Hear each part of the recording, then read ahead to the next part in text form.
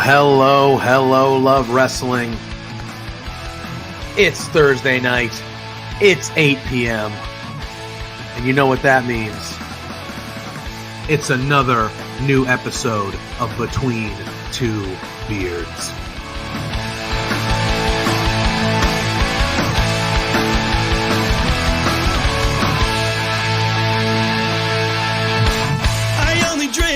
Can we start off with the biggest news of the week? The Draft lost!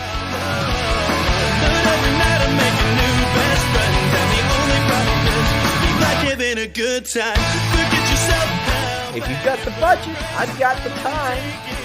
There he is. Hey, boss! There's the boss. Hey! The man with the finest beard on this screen. Canadian men, boys, shut the hell up. Let me talk. You see, the Rads are resourceful. When I got beef with somebody, I can find a way to talk to them.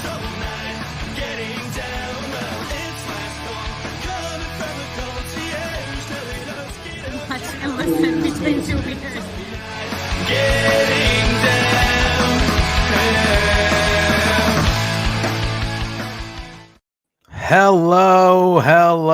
Hello, love wrestling. It's Thursday night.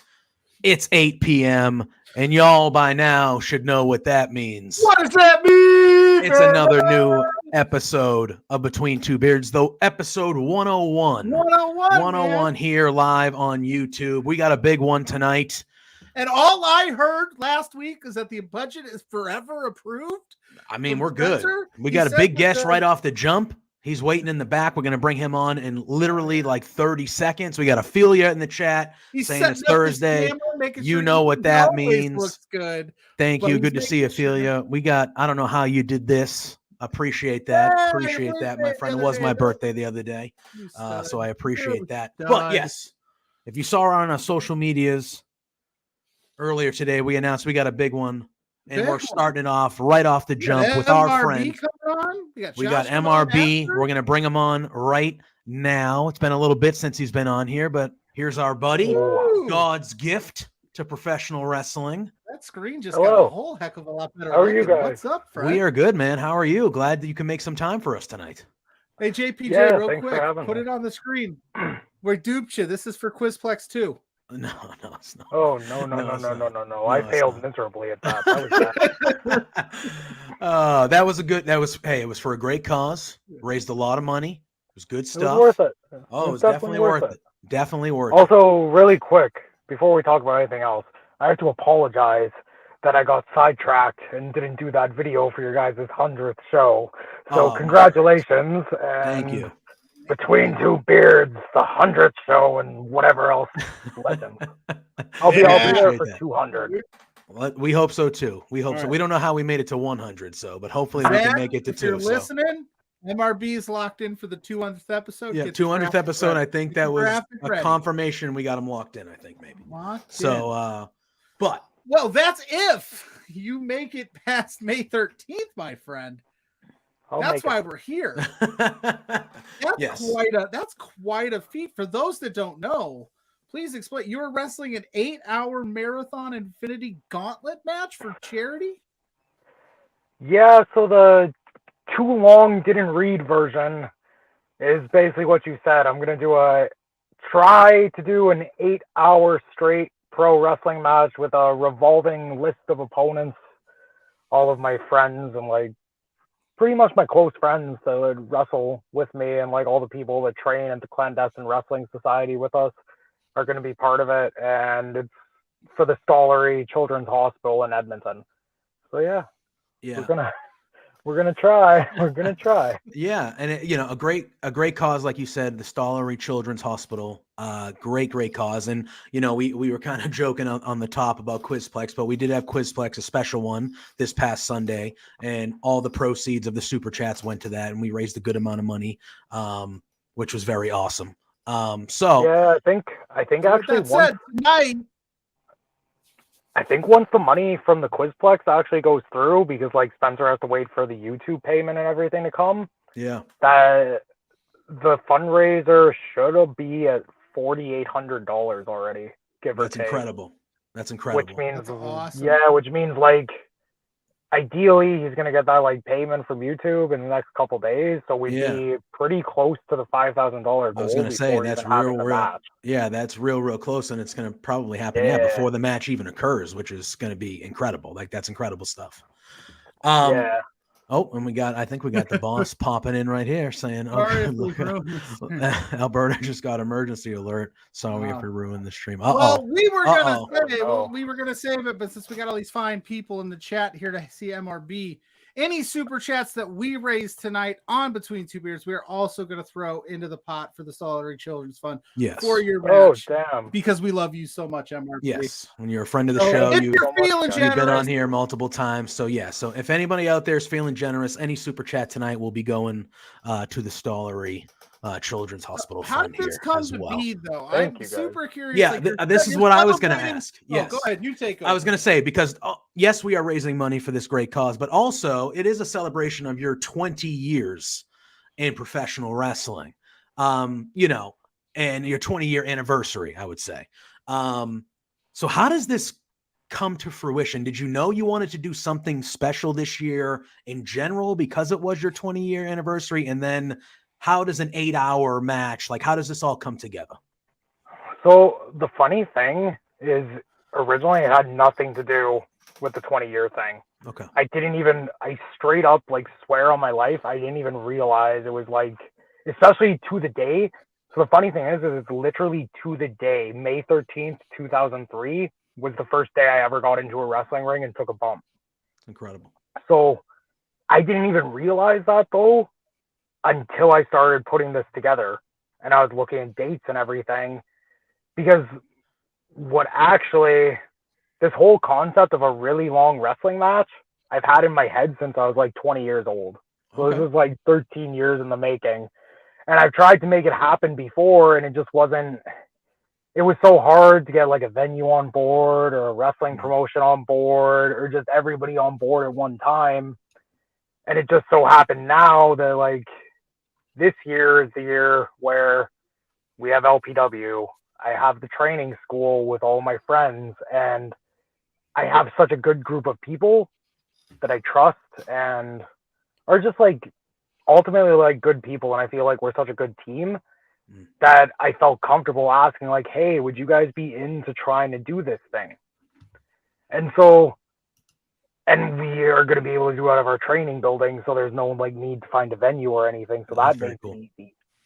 So I came up with that whole thing and I started asking people. And then that's when I was like, oh shit. Cause I actually started asking about May 13th before realizing it. And then I was like, wait a minute. I started training in May.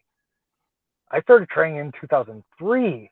And then I went through the calendar and I found like, I knew it was a Monday that I started training. I knew it was after the Stu Hart 88th birthday show. So I went and I tried to find that exact date and it ended up being May 13th. Wow. So I was like, oh, damn, like I can tie this into like 20 years of MRB. Yeah. So where like the actual idea for the match comes from though is, like I said, I always had this idea for like a really long wrestling match. And it was either going to be a really long tag team match, because I'd heard of a match in the States at some point that was, I want to say it was like an 8 or 9 person or an 8 or 10 person tag match that is in the Guinness Book of World Records as the longest pro wrestling match. And it's either 14 hours or 16 hours. Wow. But the thing with that was people were allowed. So like the only rule was it had to be 2 people in the ring at once.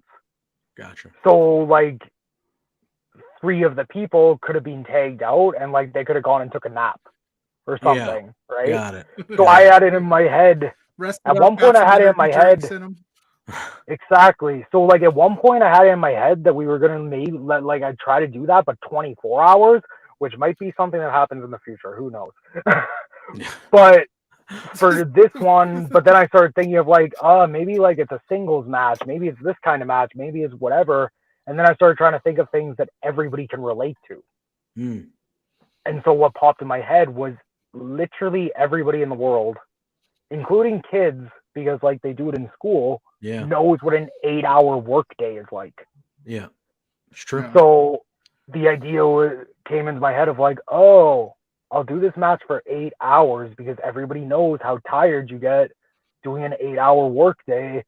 So you can kind of relate to it of like, oh, maybe I don't know what like wrestling for 8 hours is like, but I know what sitting at like my desk for work is like for 8 hours. So imagine applying that to pro wrestling. Yeah. So that's kind of where like the idea for the match itself came from. And then like the one really big thing about it was literally from the time I was like 20 when I first came up with the long match idea. It always in my head had to be for charity in some way. Just because I feel like it's a cool thing regardless. Like it's a cool thing to do a really long wrestling match. But does it really mean anything truly to just do it for the sake of doing it? And I was like, if I'm doing this anyway, if me and my friends are doing this anyway, why wouldn't we do it for a good cause? Yeah. Like, why would you not do it for some good reason? And then just, it was always about trying to find the right charity. And then I said it on a few different things. They're not my like stories to tell, but I've had like friends and family who I've heard stuff about the stollery from and had situations with children in the stollery. And then it started to make me think of like when I was a kid, I never had to go to a hospital or anything, but getting bullied and stuff, and how even kids go there for things that have to do with bullying and everything. And it just seemed like kind of a no-brainer to use sort of my support system, which is wrestling, to support kids. Of course. And the youth, you know, we have to support and protect the youth, and doing good things for the youth of the youth of humanity is they're the future. You know, when we're long and old, they're the ones that are going to be taking care of us and helping us and things like that. True. So, you know, Spencer in the chat he says, "Hey MRB, didn't you meet X-Pac at that show?" Not is there an that X-Pac? one. Do we have an? Okay, is that a different one? Is there an X-Pac story? I love X-Pac. So like the actual story. So the Stu Hart 88th birthday show, in 2003 was like I was 13 years old. I started training after that and everything. But I also went to the Stu Hart 80th birthday show. It was the very first wrestling event I ever attended. And so I was only 5 years old. And if you go on YouTube, you can probably find some matches from that show still. Because it was this weird thing where like WWF let guys come wrestle on it. So the main event of that show was it was Bret Hart and Davey Boy.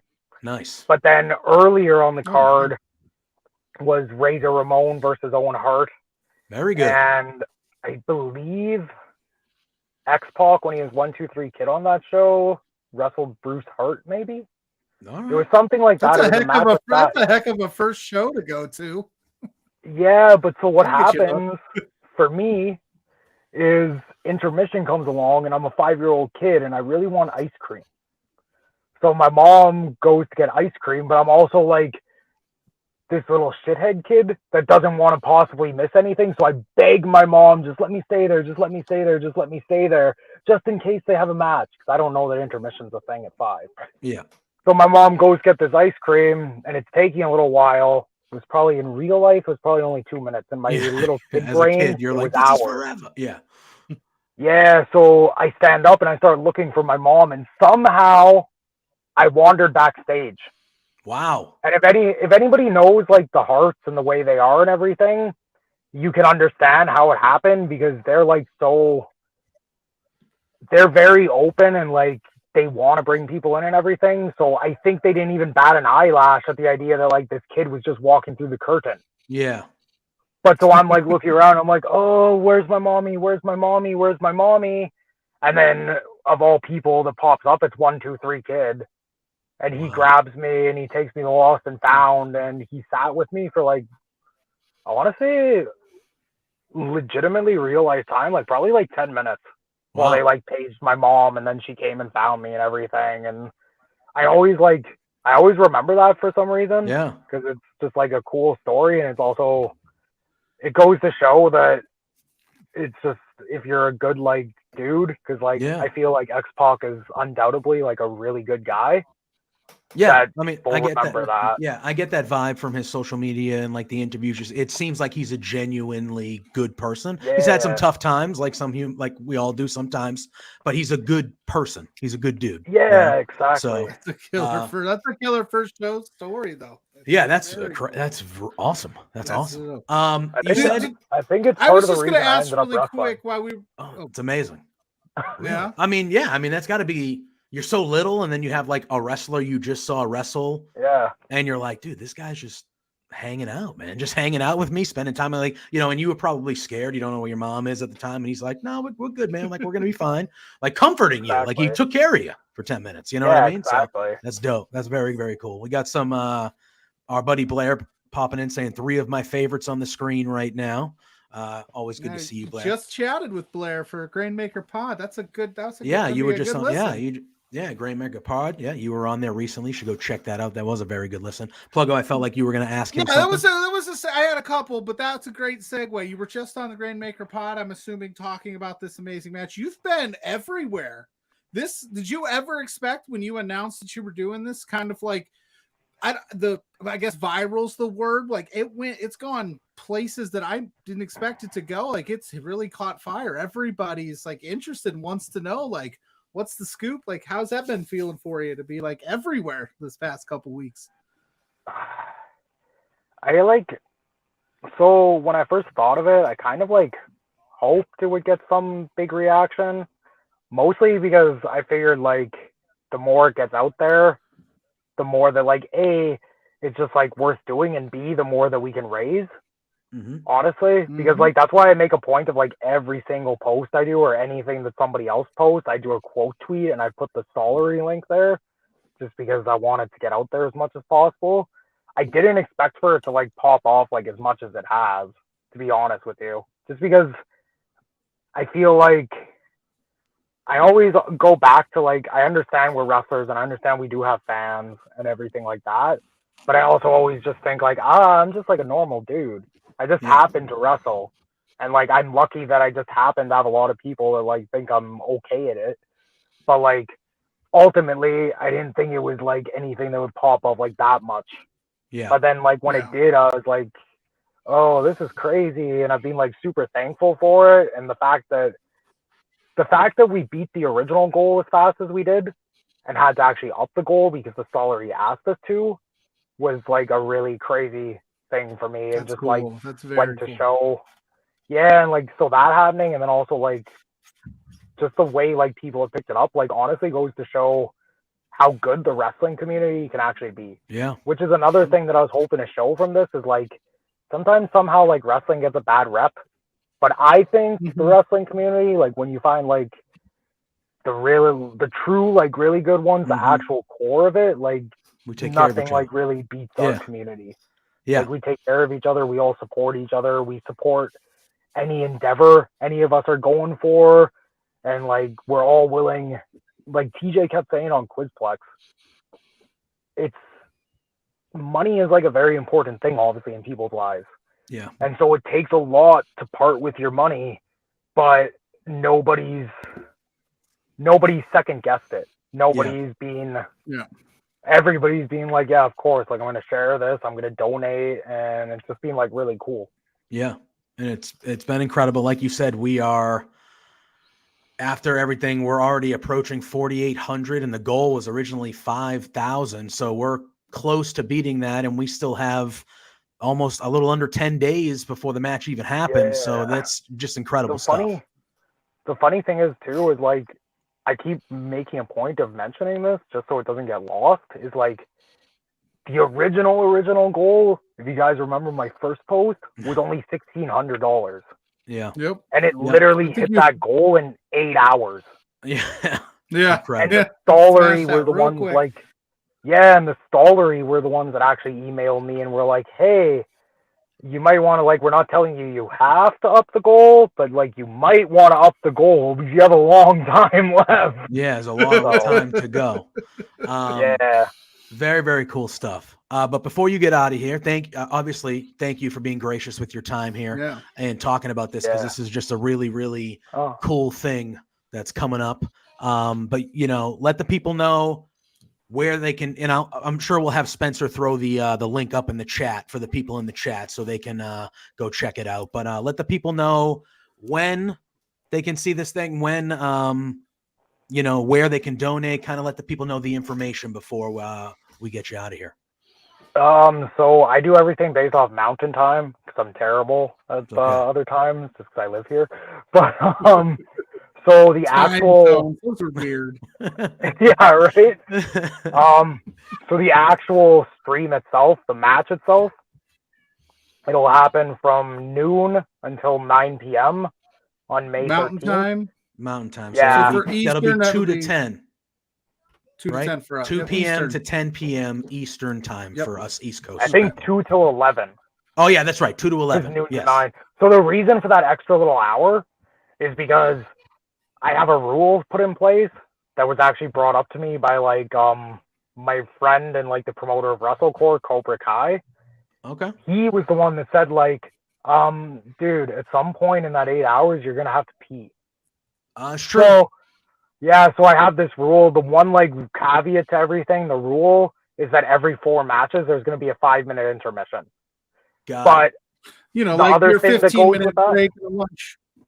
Exactly. The other thing that goes with that, though, is we are going to pause the clock during the 5-minute intermission. So that doesn't count towards the 8-hour time limit. Did we lose him? Is he gone? Anyway. Okay. There you go. Yeah, so that's good. That's good. So that little 5-minute intermission doesn't count. All right. I like that. I like that little caveat. This is an amazing cause, MRB. Yeah. We know you're a busy guy. You got a lot going on. So we're not going to keep you long. No, you're still here. It got a little choppy towards the end, but you're still here. Okay. But I was going to say, as you progress in wrestling, by the way, you're supposed to take it easier. You're ramping it up. It just dawned on me. You're supposed you're supposed to lighten the load. I've never really believed in slowing. Yeah. Oh my goodness! Don't do as much. I like it. I like that mentality. So you're going undefeated too, right? If you get pinned, are you out? Is the 8 hours? Yeah, does it keep going, win or loss as well? Is that a thing? Or do we just have to tune in and find out? What did you say? Are we broken up? I was gonna say, is it matter in this? Is win and losses matter, or is it just straight? Do you need to win for this to keep going for 8 hours, or is it just I think we might be. Or he might be. Hello. I think we might be losing connection with the gentleman, MRB. Spencer did warn us that Alberta's under an Amber Alert right now. Is that true? Yeah. Is that what's going on? Yeah. That could be going on right now. All right, hold on. Is he there? There you are. Yo. Maybe it's that thing that Spencer was talking about, that Amber Alert. Is that a thing that we might disrupt the stream? But anyway, I think that's it. There he is. You're chopping in and out. It's good. You there? Yeah, it just keeps cutting in and out. I don't know why. I don't know. Weird. But it's all right. So it's going to be a continuous gauntlet, win or loss. We're just going to keep a scoreboard of my wins and losses. Got it. So if I win.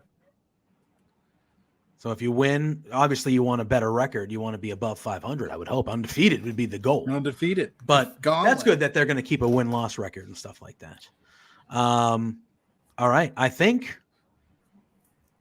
Yeah. Oh, it's gone. There it is. We lost him. We lost him there towards the end. But still. But it's awesome for him to come on, like you said. Yeah. Infinity Gauntlet Match, May 13th. He's wrestling for 8 straight hours. He just messaged me and said he thinks he died. I hope not. He died. Yeah, let's hope not. He's got a big match coming up. He'll be dead at the end of that thing. So why don't we run through real quick? We got Blair in the house. Aphilius here. Ryan's up in the house. I don't know who Ryan is, but I think he's Colpito Swag saying he's the number one Beards fan. And Aphilius saying no. Is that true?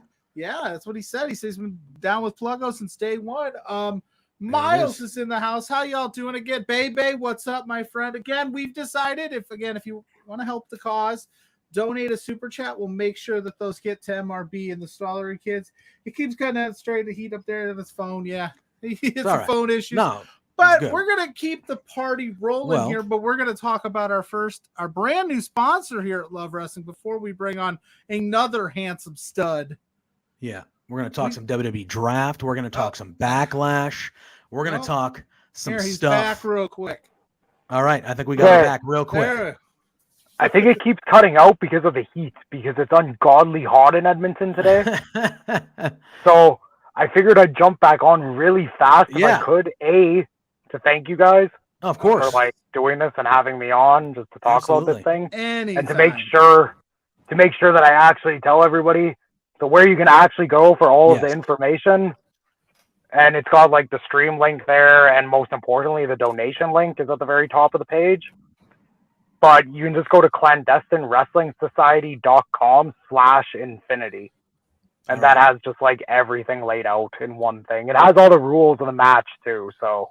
All right, cool. We'll make sure that we throw that in the chat as well, so people can go check that out where you can find everything. Thank you for hopping back in, and you don't have to thank us ever. You're welcome here. Yeah, the door's anytime open you want. We appreciate you anytime. being here. It's a really cool thing you're doing, and we're excited to see it, and excited to be a part of it. So thank you for giving us the time to talk about this today. We appreciate that, man. Thank you guys. Drink lots of water. I'm gonna go do this. Yeah, I'm gonna do some of that water drinking right now and go train with all my peeps. All right. Well, tell them all we said hello. Yeah, tell them we said hello, and hopefully we'll be talking to you real soon. Okay, awesome. Thanks, guys. All right. Thank you. MRB, ladies and gentlemen. MRB. One of the best right there. All right. We have another big guest. Our friend Josh Robinson is back, and we're going to talk some WWE Draft. Back. He got his internet fixed. He got his internet back. He's ready to go. We're going to talk some WWE Draft. We're going to talk some Backlash. But before we do, like Pluggo was saying, we got a new sponsor here. We got a new partner here at Love Wrestling, and we're going to talk about them real quick. So, BetStamp. BetStamp is our newest brand partner, and today's podcast is brought to you by the BetStamp app, which is helping thousands of people win at sports betting for free. The same way travelers use Google Flights or Expedia to find the best prices, bettors can now use BetStamp to do the same. When you place a bet, the odds given by a sportsbook will determine how much you can possibly win, even when betting on that same outcome. Different sportsbooks will offer varying payouts, and these differences can be gigantic. They can be just huge. Thankfully, BetStamp allows you to easily line shop for the most profitable odds across all sportsbooks. You can click on any matchup and instantly see all the different odds for game lines, player props, and even future bets. Line shopping is the simplest way to find an edge in sports betting and maximize your chances of winning long term. On average, BetStamp users win an extra $1,000+ yearly just by this line shopping feature. A lot of cash. That's a lot of cash. That's a lot of cash. You can find the BetStamp app on the Apple Store, the Google Play Store, or through your browser at www.betstamp.app. That's www.betstamp.app. To access all these benefits, sign up using promo code LOVEWRESTLING, as you see right on your screen right there, and start your journey to successful sports betting as early as today, as early as right now. You can go do that. Yeah. Stay here, though, because we got Josh coming on. It's going to be good stuff. But you can go do that right now and sign up. If you forget to use the code upon sign up, you can always enter our code in your BetStamp account settings afterwards. So please go check that out. Our newest partner. We're very excited to have BetStamp on board here at Love Wrestling. I personally have used BetStamp myself. As we just I am not allowed to at the moment. Soon, though, hopefully. But I have not yet. It's very streamlined. Like you said, it's like the Trivago of the betting app. They got the line for every major betting agency in your area. They give you the line, and then so you pick out which line you think is the best, and like JPJ alluded to. Better lines mean better payouts. And how are you going to find it? In one streamlined app. It's wonderful. I've used it. I actually have won. Thanks, Betstamp. It was awesome. I was like, oh, heck yeah. So, yeah. All right. Without further ado. Yeah, we got everything pro wrestling in the house. Oh, yeah. And we got Josh Robinson in the house. We got Josh Robinson in the house. Hello. How are we doing, my friend? Hello. I'm good. How is everyone doing? We are good. Wonderful. We are good. We got everything pro wrestling in the chat saying hello. We got Ophelia in the chat saying hello. She's excited. Josh is here. Everything pro wrestling's excited. Josh is here. So isn't Spencer. Everyone's excited that Josh is here. How excited is Josh to be here now that the internet? I know, almost a month, no internet. How'd you survive? I barely survived. You've always told me that the internet system is absolute trash. dog yes, shit. You've told me this a lot. Here. Yes. But well, I waited a month and now I have faster internet than I've ever had before in my life. So, you know, that's nice. But it wasn't worth the month away from it. I'm not doing a shoey. It's 10 a.m. on a Friday. I'm not doing a shoey. No, okay, let me just to clarify. So a shoey is you just pour a beer in a shoe and chug it. That's what I'm to believe. It doesn't have to be a beer. It could be any form of alcohol. Yeah, any form of alcoholic beverage. So I guess I couldn't technically do it because I don't drink, but I do have my kids' shoes right there. I could just... That's what are you gonna throw some seltzer? That's cheating. You have to use like I'm rocking a Polar Seltzer Pink Apple Lemon today. And I'm not drinking. I'm not drinking because I have to drive after this. There you go. What's Josh the has to be Fahrenheit responsible conversion to that? Yeah, Josh has to be responsible. Called Pito. He changed his name, so Ryan is called Pito. Ryan Sullivan's in the house. Everybody's popping in. Josh, everyone's popping in, saying hello. I brought up the shoey was one because the draft was this week, and our boy Grayson Waller did a shoey after he got Mr. Irrelevant picked in the draft. So he sure did. He sure did. He ended up on the SmackDown roster, I believe. I mean the rosters go into effect next Monday, so after the pay-per-view on Saturday. But I could have swore Tripp said March 8th. He did say March 8th. He did. 100%. I was like, wait, that's a ways away. I was like, that already happened. That already happened. Full year, let's go. But anything stand out to either of you gentlemen about how do we feel about the draft in general? This go around. I felt like there were a good amount of NXT people called up, which I liked. I do like newer, different people, but they gutted the women's division in NXT. Like they took all the champs. Yeah. And I was just like, all right. Yeah. So I don't know. Like how did we overall feel about the draft? Do we think let it out, the internet's back. This is the first safe space. Free agent thing is stupid. That's why I want you're giving yourself a loophole to get out of the fact that you don't want to have exclusive rosters, which is I have no problem with. I like a draft better than I don't like a draft. However, you have to treat it properly. Otherwise, don't do it. So you're already getting out of doing it. I hate that. Also, I hate the concept, the format, the way they do a draft. I think it's dumb. Why do they have people like legends coming back? Just bring back general managers so we have some sense of. It has to be it just wasn't. I don't know, indifferent on it. I don't know. I just wasn't thrilled with the whole thing. I think it was the way they did it was silly. I like the fact that they have separate rosters, but then you just throw in free agents. So really it means nothing at the end of the day. In 3 months' time, everyone's going to be on everywhere anyway. So why bother wasting anyone's time? I was kind of with you. I'm with you on that because like I know that we've had this conversation before, the three of us about, and I know, Josh, you like to keep the wrestling and not really consider it sports because it's not. It's not sports. Right. But but for me as a sports, the draft, if you're going to do it. Yeah, I think they should present it more in a sports way. Like all they did for me was they showed the NXT locker room getting all jacked up each night. And then they just showed the doors of each brand, but who's behind those doors? Who's making those? Like you said, like, why is Molly Holly telling me who's going to be on Raw? That makes no fucking sense to me. In the NFL, they do bring back legends for later round picks and things, but like yeah, why is Molly Holly care who gets Or drafted? like have those legends, but be specific with like, okay, they're speaking on behalf of Billy Bob and Billy Bam. Yeah, Like, you know what I mean? and- Like, and just I know that there's a divide in the wrestling community. What do we need authority figures? Do we not? But We for do. me, we do in the sense that if you're going to draft, because Adam Pearce is essentially the authority figure on both shows. So what incentive does he really have?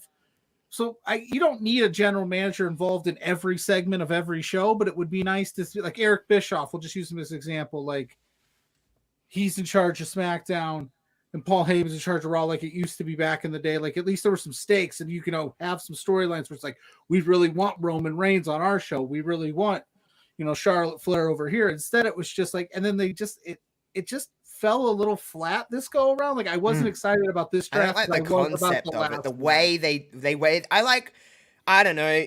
It's just treat it properly. That's all I care. It's not the concept of a draft. It's how you treat it. You have to treat it with respect, and you have to treat it. You either go balls to the wall, or you don't do it at all. That's how I feel about it. But I am more for a brand split than not. It's just the way everything is how it's presented and how it's treated. You have to live to the rules that you're stating. Now, we could all be wrong. I just I understand the idea of free agents, but also I'm like, why are you splitting up the roster so only 50% can be drafted on one night and 50 on the other, and then you have free agents in between there? Wouldn't you wait that till the end? Like, it's just I'm not for free agency in the slightest in a scripted drama that is wrestling.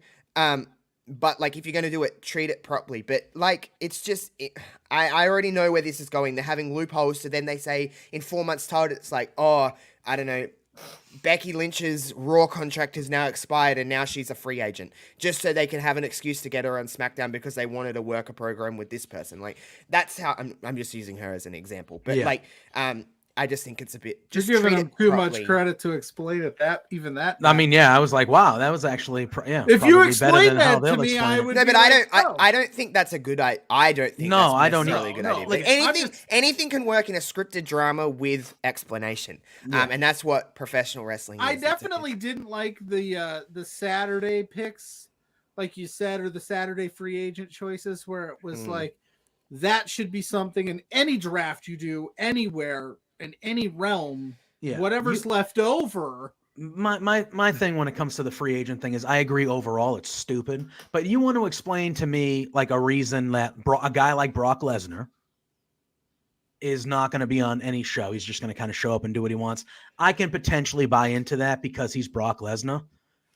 You can't. I have a problem. Why is Dolph Ziggler? Yeah, Von Wagner? Fuck? Man. What? Excuse me? Why and do I give one shit about Von Wagner? Who decides who is a free agent and who isn't? Like, how does that make any fucking sense? Yeah, it makes no sense. So you're telling me that Brock Lesnar and Von Wagner are on the same level right now? They're both of the same stature that because what was the term they used? That they, Pluggo, they said that they financially negotiated. Yeah, right? they negotiated it into contract. So, and Spencer's in the chat, and he's making like all this stuff that we talked about, expiring contracts. If they had the mindset to do that, this would make a lot more sense. And the term free agent in this sense doesn't make sense. You're a freelancer, and I'm stealing that, I think, from Denise Salcedo. She coined, like she said it, like you're a freelancer. You're moving from show to show, You're not a free agent. You're not signing unless you're signing like, hey, you can only show up on Raw or SmackDown this many times before you have to be signed. Yeah, like a 10-day contract or so. I don't know. It felt like a weird mix of things, and then they split teams up to make it seem that was the thing too. Like it was like so the bloodline was only Roman and Solo, but then the Usos were separate. But then they all got drafted to the same show anyway. There was not a single team that broke up in this draft, even though they, like, I don't necessarily think it's I guess you can do it in some ways, break up a team that way, but I think it's just kind of lazy anyway. Like, I'm glad that they got drafted all to the same kind of shows, but don't tease that then, this is just a waste of a pick. And why is, like, people like, no offense, but why is Rick Boogs getting drafted on television when, like, someone like Johnny Gargano is not? Right. Yeah, exactly. And is there any worse way to or even Grayson Waller, who we joked about earlier, or Zoe Stark. Like, these are NXT call-ups that show promise the future of your company, and you're burying them on Twitter pics opposed to, or talking smack or whatever, instead of like Rick Boogs, who we know who Rick Boogs is, and we know what Rick Boogs can do.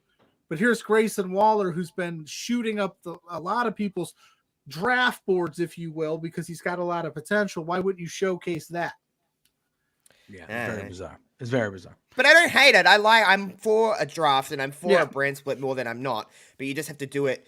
I like either do it like the peak way where you can do it exactly that way, just with some authority, people to say like, I'm in charge of Raw, I'm in charge of SmackDown, here's my people. Or do it like they did like somewhere in the world of draft where it was just like that random like do and it was random. Like at least that makes a little bit more. In this concept where there's no authority figures, that actually makes more sense. Yeah, that would be fun. That'd be fun. And they didn't have anybody like talking about how I'm super excited to be drafted to SmackDown. Or hell, even have a wrestler go, I don't want to be here, just to spice up some storylines, or have like a fake Fox exec, like, yeah, Roman Reigns was the right decision here. Yeah, I mean, like, I wouldn't be opposed to that either if you had like the networks making the picks or something like that. Just give me some more explanation as to why you drafted. Like, for instance, why would you? Giddy's in the house. We got a Giddy appearance. I need Big to find Lou, I don't know. He hasn't knocked on the door yet. He's learned how to knock on the door. So I need to find one of my cats. We could have a cat party. I know we all have cats. But Giddy's a free agent. She negotiated. or have somebody. Yeah, that's what Spencer's saying. Like, have someone refuse to work for a brand or something like that. Like Eli Manning draft. There's been NFL players that have been like, oh, they have the number one pick. They're going to take me. Like, I'm not going there. I'm not playing for them. For fun, I'm just using this. Have Gunther be pissed off that he got chose after Becky Lynch, and he's like the longest reigning IC title holder. Yeah. Like, do something where it's like, explain to me why Becky Lynch, who hasn't held a title in X, Y, and Z, is getting drafted over Gunther and Imperium. So you're getting all of Imperium, which would be a better value, and you get the belt. Yep. You know what I mean? Just make it make sense and have it be more than just like, oh, we're going to rattle off 5 picks. And then it was very long on Raw. I didn't catch all of the SmackDown one because I was busy Friday. So I caught up on the back end, but like I watched Raw and it just felt like, here's 5 picks, 4 picks, whatever it was. And then here's a long segment, commercial, drug out match. We'll do it again. And it just repeated all night. It just didn't feel like a draft. I think this was a real thing, and I'm sure someone will tell me if it wasn't. But I remember ready to book the WWE. I know. I remember when draft picks and all sorts of stuff. That's awesome. I remember when like they would have like Raw and SmackDown people on draft night have a match, and the winner of that match would get a draft pick for their roster. Yes. So why could, in this sense, when there's no authority, even that would make more sense? You have like I don't know, someone, rattle off 2 people, like one for Raw, one for SmackDown, and the winner of that gets a pick for that show. We're making too much sense, you know what I'm saying? Yeah. I don't know. And Spencer says Raw, like, trade picks. Like, Raw's traded a first-round draft pick in next year's draft to SmackDown for Jey Uso. Or, like, for this, we're worried. They said since the powers to be split up the bloodline, we're worried we're not going to get him, so we want to make sure just throw, and it doesn't take a lot of effort. Like, if you're going to split up Rhea and the Judgment Day and then ultimately just have them back and then have them cut a promo like, oh, you thought you can get rid of us that easy? Like, explain to me why Rhea wasn't with the Judgment Day, but every other faction outside of the bloodline was together. Yeah. Like Rey Mysterio was with the LWO. That whole group was one of 5 people. Also, but yet Rhea's separate. Why would people take one person over 5? Exactly. So why wouldn't the LWO just get drafted first because there's 5 of them? Yeah, the sheer volume of it. Just the volume factor. But I guess like if it's Roman Reigns and Solo Sikoa, you're thinking. But in the round that the LWO got, you got 5 people. Why would you take Rick Boogs? And one of them is potentially going to be a champion after Backlash, like in the grand scheme of like the wrestling bubble. Yeah. Like that person has the opportunity to have a title on your brand. So why the fuck wouldn't you take them first? Yeah. And there's 5 of them. You have like there's 3 matches you can do out of that. Yeah, it's very weird. And Ryan, what we said earlier, like why were the Usos separate from the bloodline? And it's just weird. I don't know. Dustin's saying with the draft now done, and this has been a rumor, that he wonders if the brand specific pay-per-views, the PLEs, will come back where they'll do. As long as they don't do 2 a month. Yes, I think if they do 1 a month and you allow one show Like they to used to, have yeah. a longer build of Yes, please. story, because then episodes of to Raw it. and SmackDown then feel more important because you have to Correct. build and you have bigger matches yeah, on you these could shows. have like a bigger SmackDown in the middle of that. Have Yeah. 1 week be like kind of a super SmackDown or a Yeah. super Raw or something like Yeah, that. and Yo, maybe Mikey Rumble Mumbles, good to was see you, good. buddy. Thanks You for still popping have in, man. your big 4 or 5 pay-per-views like your Manias and stuff. Just that from are a strictly together. like, and I'm only complaining as a content creator, I guess, and I shouldn't complain about more wrestling, but I just couldn't imagine like the Raw and SmackDown pay-per-view every month.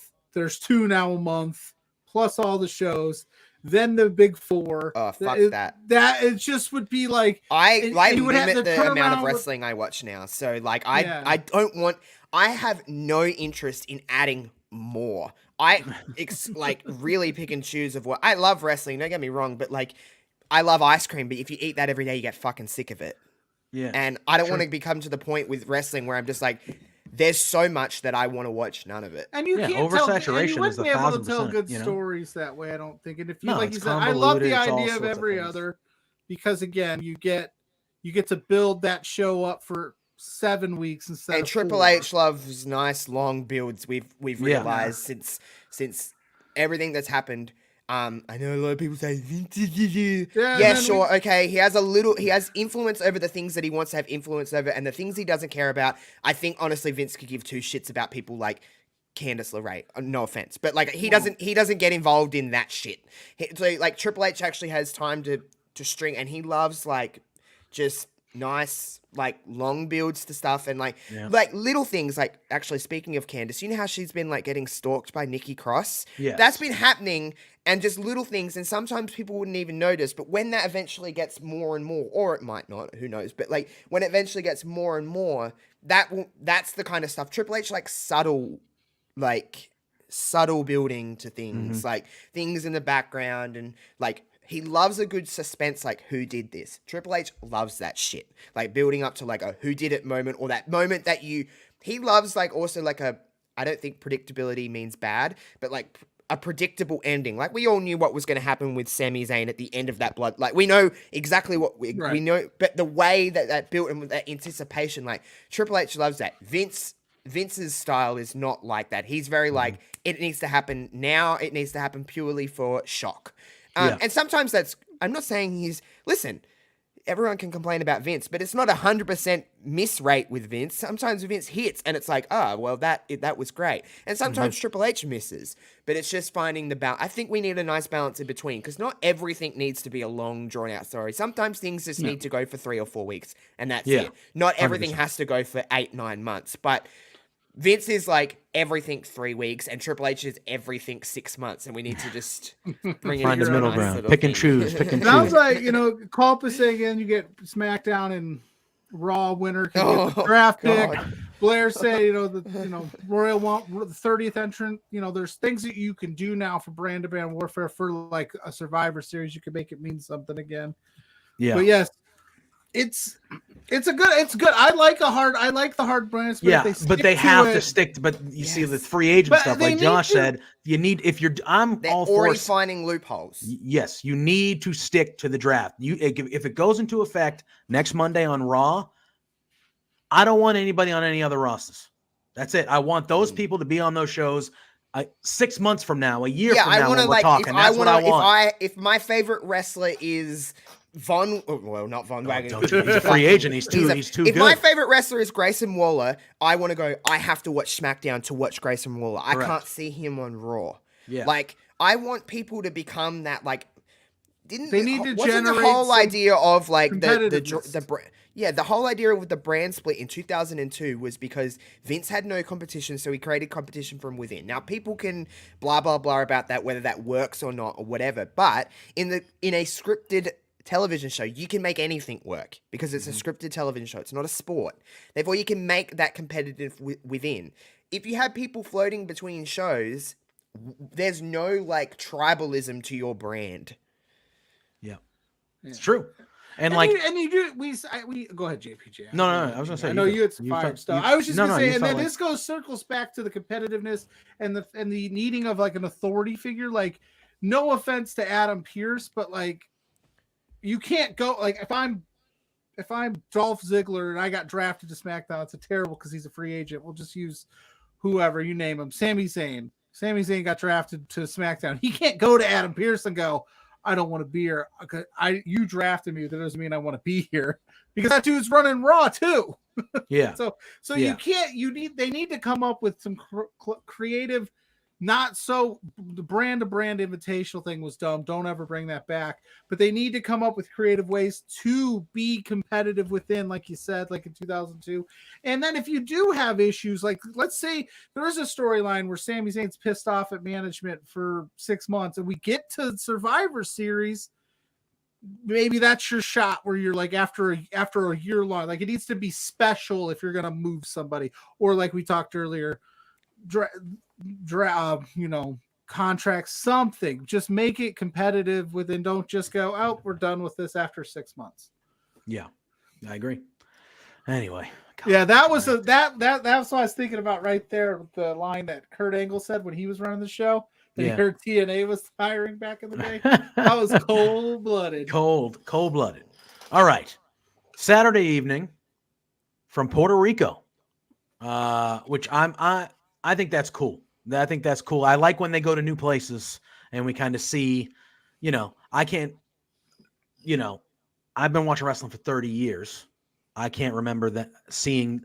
I like to see how different areas of the world react to wrestling. Like, are they going to be a rowdy bunch? Are they going to be, you know what I mean? Like, I like to see different types of fan reactions that you don't normally see. Like when they go to England once a year, like, oh, the crowd's going to be, oh yeah. You know what I mean? Like, so like, I think it's very cool that they're going to a new place in Puerto Rico. We have Backlash. It is a 7-match card. No world championship match though, as Roman has taken this one off. The women's title's a world title. Well, yes. The women's title are world champions. Yes. There is no undisputed champion as Roman Reigns. There's no men's world championship. Correct. As Roman is Roman Reigns could figure he's out on vacation to get out of the Puerto Rico he's on trip, vacation, but he couldn't negotiate a free agency status. That's what I'm saying. You want to talk about free agents?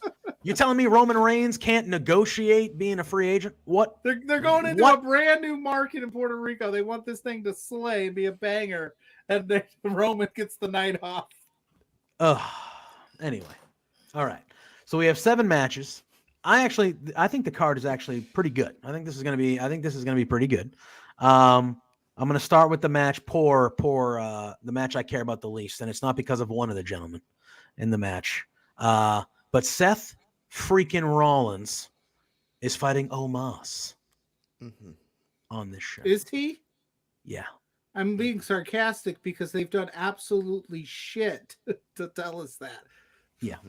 Mrs. Pluggo, hello. Hey, honey, Mrs. Pluggo hi. in the chat popping in saying hello. Always good to see you. She's here to see Josh. And Love Wrestling. Spencer is saying let Gunther do his thing and make the IC the main title. I love Gunther. I'm all for that. But yeah, we have Seth friggin' Rollins going against Omos. I'm very excited to do that on our simulation. Yes, I think this is going to be. I'm sure this is going to be. Listen. For those uninitiated. Yeah, for those of you who don't know what we're talking about, I go on Josh's channel, usually the Friday, but the week of WWE PLEs, and we do a sim on the WWE video game. It's one of the funner things that I do. It's always really a good fucking time. stupid. Yeah, it's real stupid. But listen, Omos. It's a super for what we want to say about what we're going to say in real life about this match. Omos might have the greatest match in the history of our Sims. JPJ will never shut up. I won't because him and Bobby Lashley from our WrestleMania Sim last year was like a Meltzer would have gave it 6 stars. I think that's how good that match was. Out of our seat, good. Anyway. Josh, Twitch.tv/Josh Robinson _00. Tomorrow, same time as SmackDown, okay? If I remember correctly, was he not in the game officially? So that was like a downloadable Omos? Yeah, he was like a created. So whoever created that put his agility like through the Oh, roof. he was doing some shit. There was, man, let me tell you. But obviously Josh is the guest, so I'll let him lead. How you feeling about Seth friggin' Rollins, who is still the most over person in the company, or very much up there with the song and the singing? In my opinion, pound for pound, probably the best guy in the company. I know you've been singing his praises like that for a while now, Josh. How you feeling about him fighting Omos?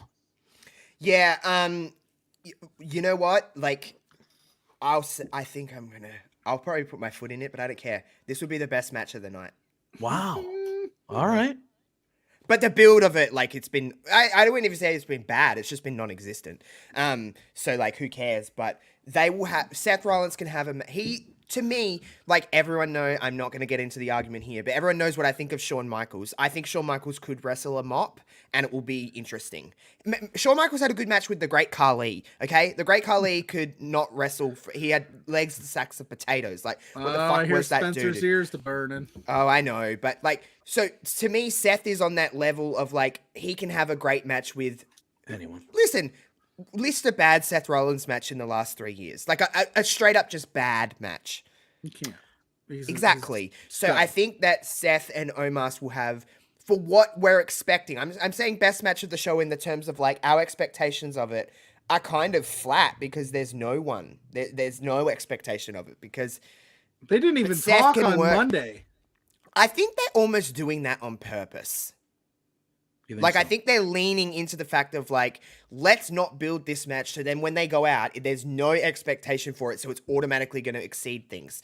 So I think sometimes best match on the show just means what we're watching and going, what the hell was that? That was amazing. I wasn't expecting that.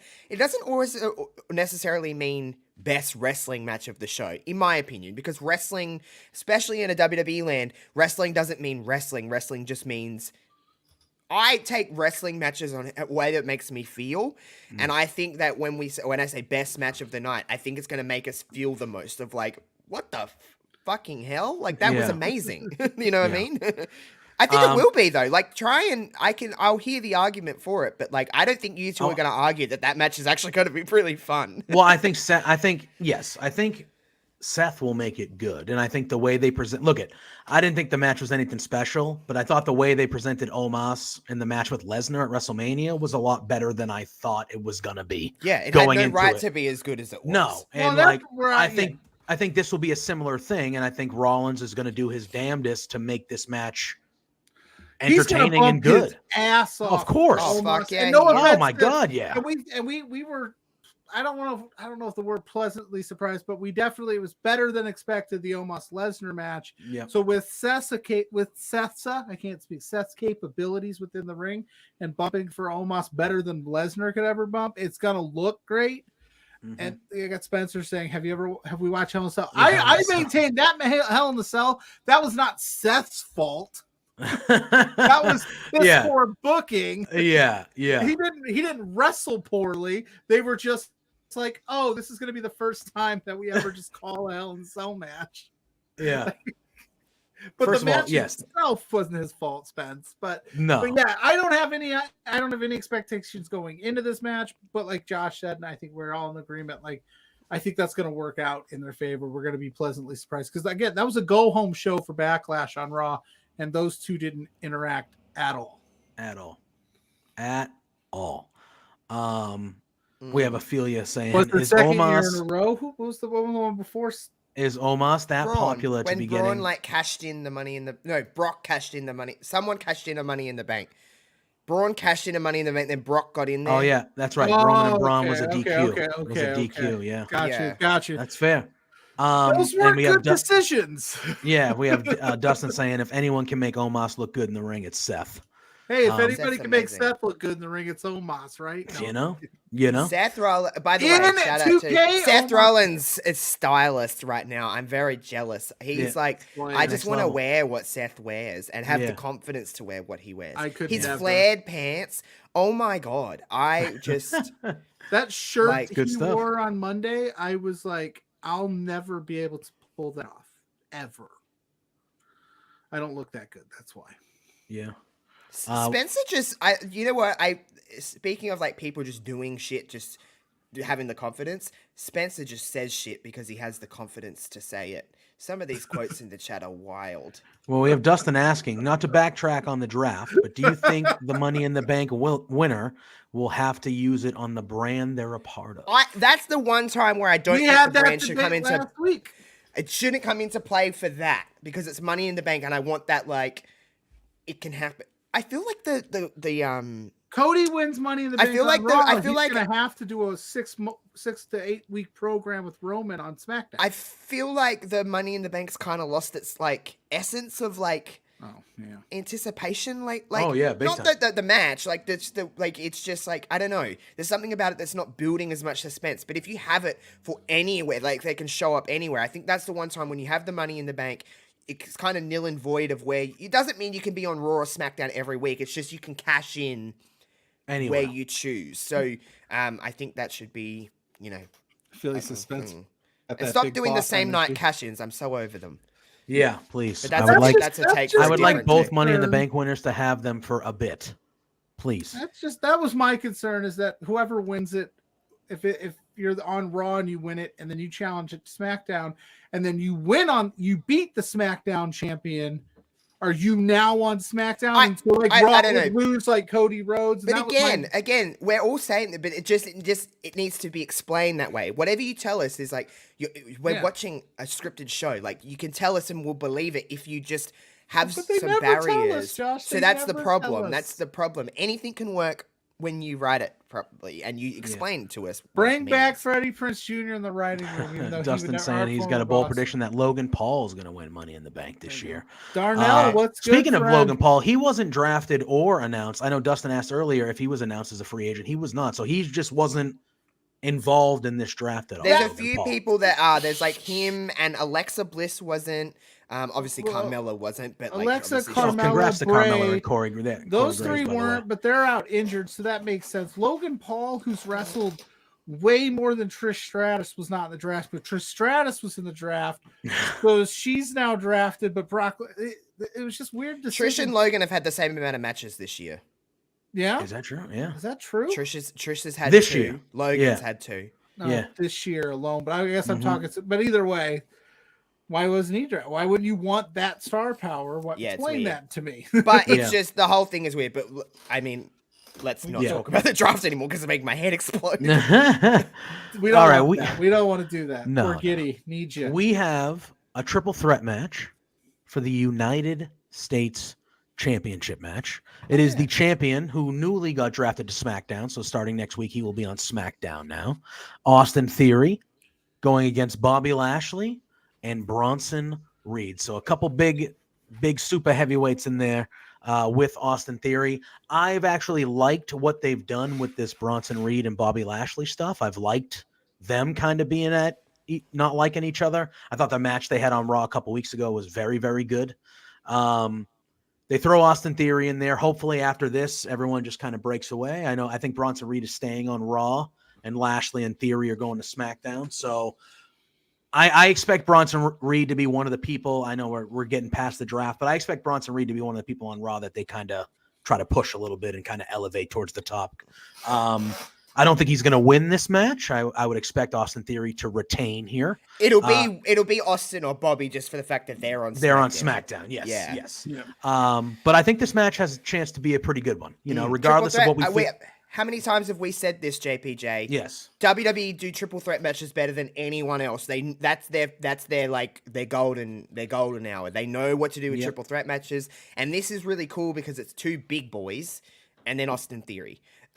So it's going to be a different kind of. There's not a lot of like spectacle, high flying stuff that we're going to see in a typical triple threat match in WWE because you always have that one flashy guy, and Austin Theory isn't really a flashy wrestler. I wouldn't call him a flashy performer. So it's going to be fun. Also, essentially, Bobby Lashley is a face, yes, but he lives in that world where he can kind of do what he wants. So essentially, you just have 2 heels and a kind of a tweener. Yeah. So that's kind of fun, though. Like, I like that. I do too. And I agree with you, Ophelia. I do. I love I like what they're doing with him. I like the Mr. Nice Guy kind of promos they have him doing. I like what they're doing with Bronson Reed. Pluggo, who do you think you in alignment that we think, it'll probably be Theory, but at least someone on the SmackDown side, one of those two guys. I think they drafted because they're Theory swapping the for title. the Yeah, belt. Gunther's They not. drafted Yeah, for the belt. yeah. Darnell, what's up? We're talking Backlash. No. Blair, do you want me to ring that bell? I want you to ring that bell to make sure you always get notified when we go live here on YouTube. If you want to guarantee anybody in the chat, ring the bell. You'll get the notifications. You'll know when we're going live. Tell your friends. But this match, like I said, I'm not expecting much in terms of like shocking title changes. Or I think they have the draft. You have Backlash. Let's start fresh on Monday. Let's get through this. And so, I think Theory's going to end up retaining. It gives me, not in the similar sense, it gives me the Daniel Bryan versus like Big Show and Mark Henry vibes, where it's going to be just two hosses and Theory's going to just sneak out a win. It's going to ultimately come down to probably Lashley and Reed taking each other out and Theory sneaking in, getting that win. Mm-hmm. Darnell saying ding, ding, ding. Thank you. That's right, Darnell. We love that. More bells, the better. What? I have a fever, and the only prescription is more cowbell, Gene. There you go. I love it. I love it.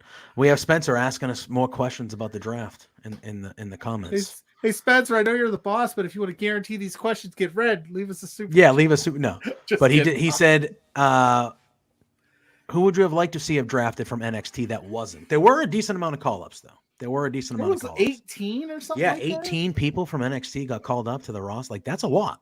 That's a lot. Really? Yeah, including like the after show and like Tuesday, the Saturday show that they did after, like 18 total people from NXT got called up. Because it was like Zoe Stark, the two tag teams that they have down there, Indy, Wagner, Waller, Indy, Odyssey Jones. Yep. Yeah, there was a lot. Yeah, Von Wagner's a free agent. But technically he got drafted because he's a free agent. Quinn. Zion Quinn got called up. Yeah, that was another one. I have no idea who half those people are. I have not watched NXT in so long that some of those names were literally like you could have rattled off a name and I would have just had to believe you. Yeah, it could have been like Chuck Smith, and you would have been like, yeah. Right. Obviously, I think. Oh, go ahead. I was gonna say, like, I was really angry since she didn't have the title, and I was really thinking Roxanne Perez. Yeah, Roxanne made a Perez, ton of sense because I thought that I had felt like maybe that's why you took the title off of her. Yeah, so you could just call her up and not. That's what I thought. But instead, you put the title on Indy and called her up while she's also. And she relinquishes the title, so it's like, all right. So now the title, I would have said the Creed brothers would have been my pick. The Creed brothers. What about that girl that looks like AJ? Oh, Cora Jade. Cora Jade. She could have got called up. She's in a feud right now, but yeah, and there were reports that WWE, including Triple H, thinks she has potential to be the next Sasha Banks.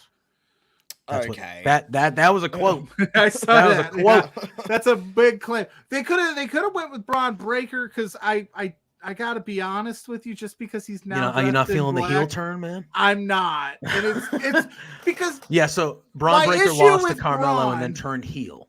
And now he just wears black clothes. He just wears all black. He's still the same guy, but he just wears all black. He's like, "You want to mess with me, Carmelo? I'll break you in half." But he doesn't. He hasn't changed his cadence from like face Braun to heel Braun. He just says things like, "I'll break you in half now." Yep.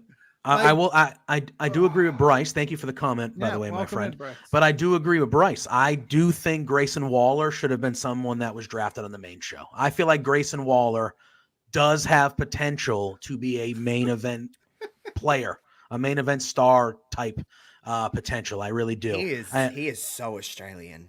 Well, here's all right. I know we've talked about this before, but I'm going to ask you quickly about and we got Love Wrestling popping in. No comment, so I'm not. I got no comment to read. But thank you for the super chat. That is. Was that for that question? Was that because I really regret not drafting Braun Breaker in the 10th round of our draft. And when Grayson Waller first showed up, we were doing the Power Hour, and I remember there were a few episodes where you were not a fan. No, because people can change, and I do think Grayson Waller today is dramatically better than Grayson Waller when we first saw like leaps and bounds. But but you were not a fan of Grayson Waller at first. But I do feel like you've come around on Grayson Waller. Oh, I don't think any of big us time. were a fan. Like, do you consider like do you like Grayson Waller? Are you like have you done a full 180? Sure. I don't watch NXT enough, but I watch clips of him. So that to me makes me probably think that I like him now. But he just reminded me of a lot of dudes that I've met here that I don't like very much. And it was just a little too close to home. And I was like, oh, nah, I don't feel this. But he's come a long way. His character is actually really fun. The way he says the word Australian, he says it so I know this sounds weird, but the Australian saying the word Australian sounds very Australian. And I was like, oh, that little promo he did when he got drafted, you could clearly see he was quite emotional. Like he was. Oh yeah, but he turned the character on. Yeah, he's trying to stick to the gimmick, and I respect that. But he was very much just like you could see it in his eyes, and I'm like, ooh, and then he did the shoey and all that shit. By the way, that's not like. He's done that multiple times. No. But what I was gonna say is that's not like a shtick. He's just hamming up for TV. Like that's a thing we do here. Oh yeah, like it's genuinely a thing people do in clubs. Yeah. Like it's just like let's take off our dirty, rotten, sweaty ass shoe on a hot summer day, pour some alcohol in it, drink some stuff out of it. Yeah. So that's kind of great. Oh, we lost Pluggo. All right, it's a two-man show now. I am now the co-host of this show. There it is. Dream has come true. Josh is the co-host of Between Two Beards for the time being. We got Darnell saying Drake Maverick's tag partner Grayson Waller. Yeah. But no, I thought I had no problem with the people from NXT that came up. Grayson Waller, very good. Cameron Grimes finally going to be on the main roster. I've always been a fan of his. I'd like to see where he goes. But I thought the Creed brothers could have got moved up. This is the Power Hour. Yeah, this Welcome basically to is the J&J Power Hour. I know, guys. huh? What I don't know what happened. Throwback. Yeah, I know. He's gone. All right, let's move on. Pluggo can jump in when we get in here. Can we talk about like the Io Sky? I was actually that's where I was going to go next. Oh shit! Because I do think this had. Now I know you said you think Seth Rollins and Omos has potential to be the match of the night. I think this match will be the best match of the night. Sure. And that is for the Raw Women's Champion, the new SmackDown person, Bianca Belair. Both of these women, actually. Yeah, actually, both of these women.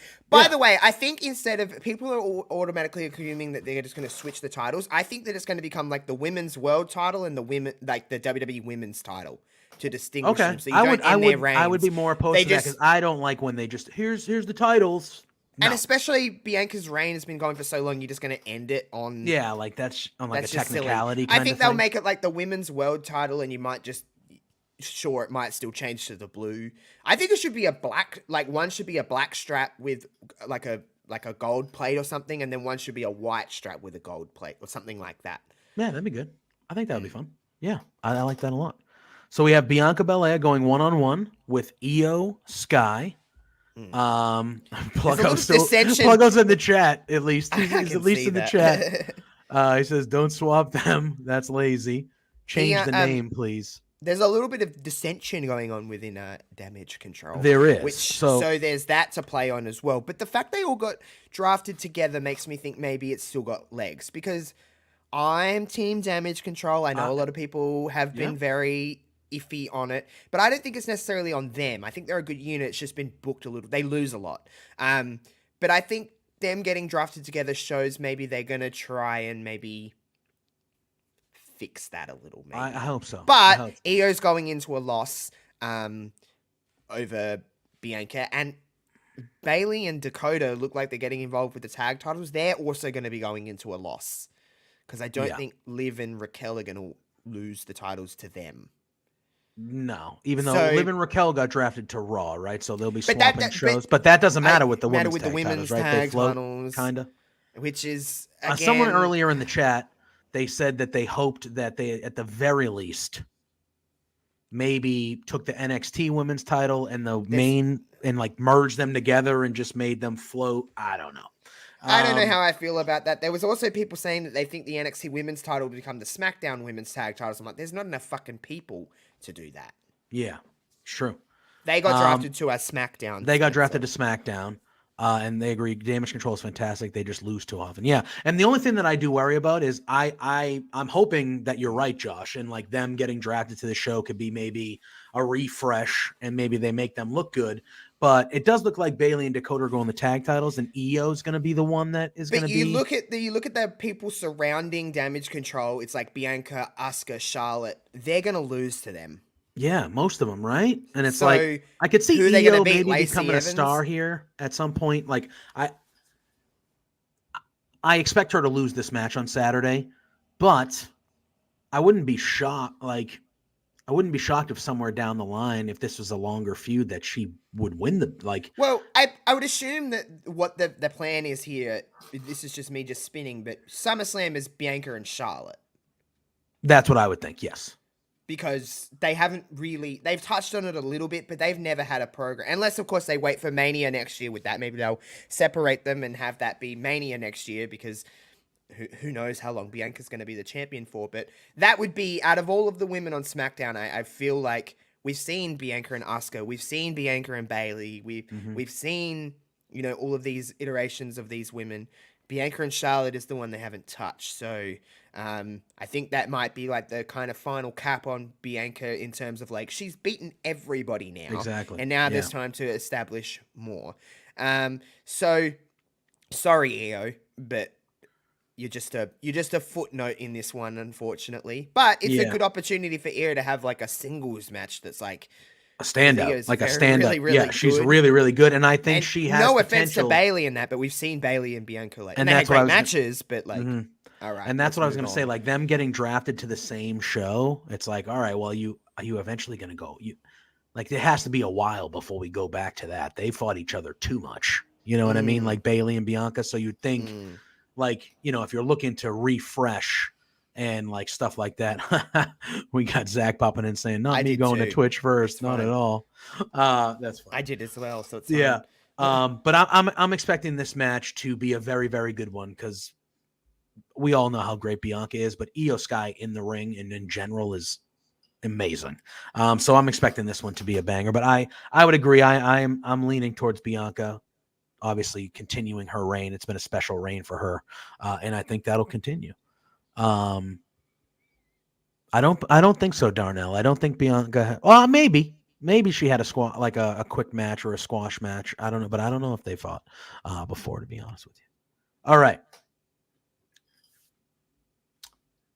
You know what? Let's talk. Let's do the 6-man tag match. I don't know if this will main event the show. I mean, there's plenty of title matches on this show, so I would hope one of the title matches, or since they're going to be in Puerto Rico, I could even see the Bad Bunny match maybe main eventing this show. But we have a 6-man tag. It is going to be Matt Riddle, Kevin Owens, and Sami Zayn going against the Bloodline, who are Solo, and the Usos.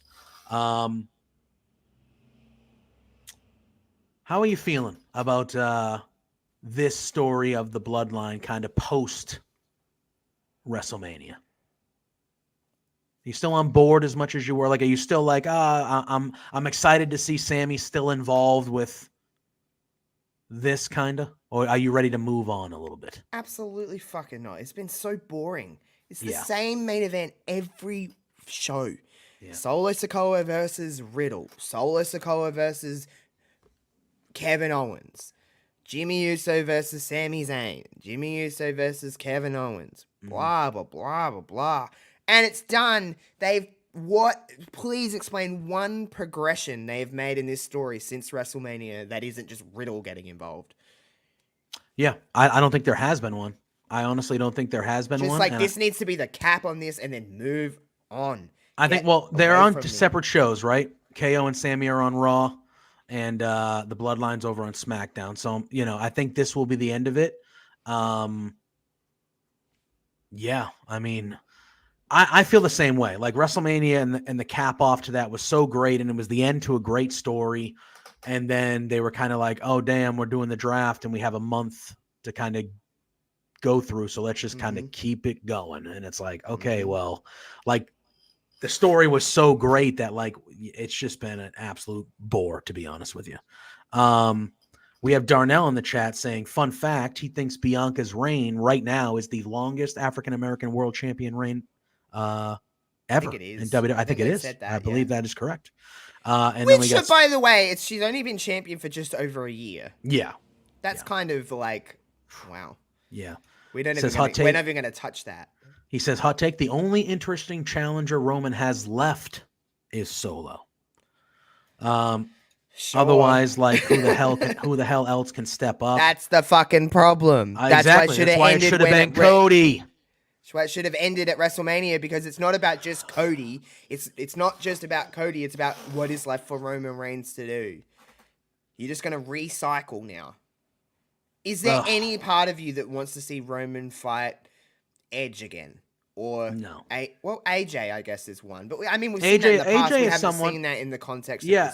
AJ Styles, no offense, is not going to break the reign of Roman. No, I still think it's going to be Cody. I still think it's going to be Cody. I think Cody wins Money in the Bank and he good guy challenges Roman for it. I want you in a match. I'm cashing it in at SummerSlam, you and me, and I think Cody wins.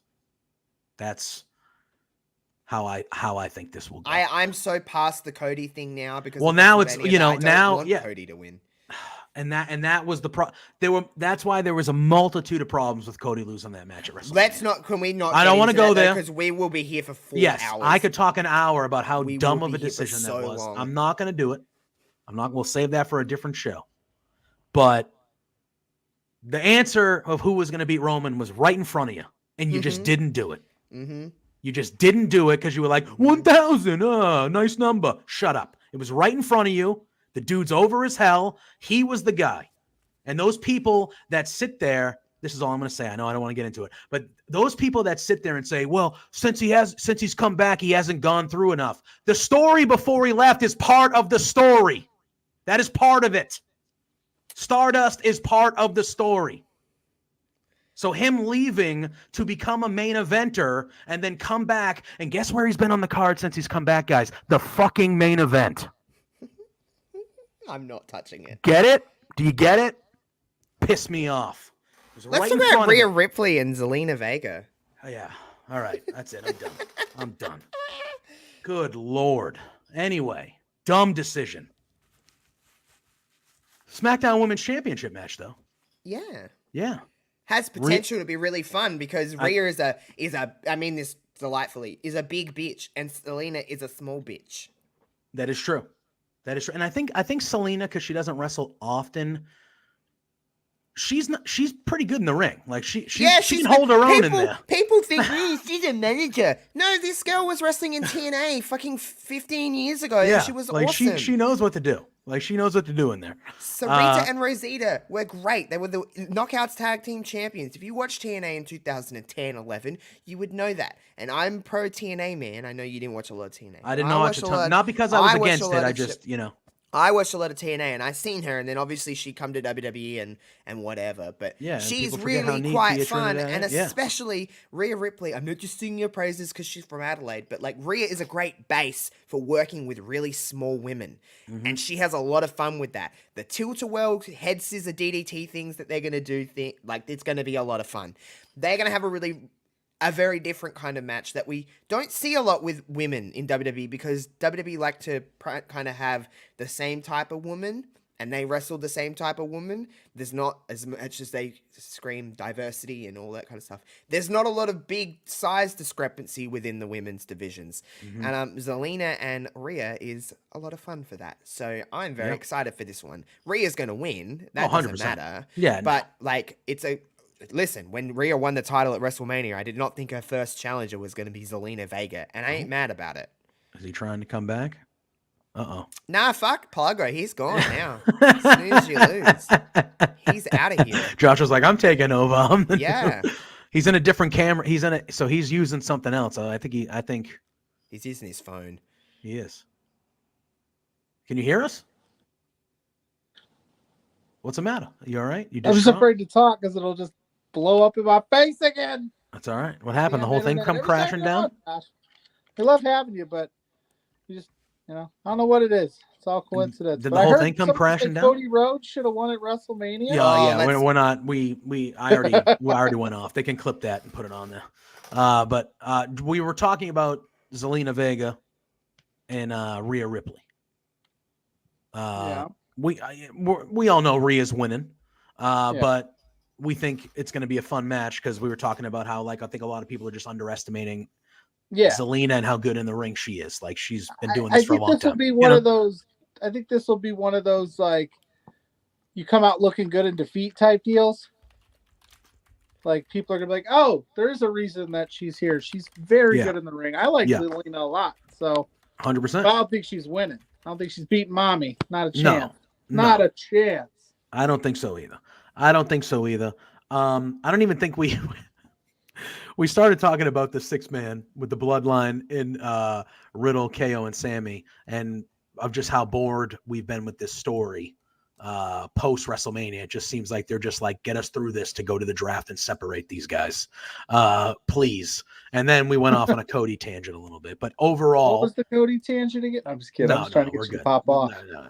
I love it when who do you think's winning that match? Do you think the Bloodline's going to prevail here, or do you think the good guys get one here? I think the good guys get one. It's more of an entertaining. You think Roman gets angry if the Bloodline loses, because then Roman, the Usos, Solo, all that kind of mess. If they win, it's just all right, why did we split you guys up in the draft? What was the point? We're all together, everybody's happy. I don't know. So I think, Sammy, KO, and Riddle get it done, and then you split them up. I would like to see them split them tag team champions up, though, somehow. Not the champions, the belts. Oh, yeah. Yeah, and get a tag title on each show. I didn't even think of that. Yeah, get a tag title each. So, I mean, obviously, I don't think they're going to pull that trigger here at Backlash. No, because they got drafted. They're not free agents, so technically they got drafted to Raw. So just the tag titles are on Raw. Powers of an MVP. Yeah. All right. Or whoever the hell is Robert Stone still representing Von Wagner? He's still there.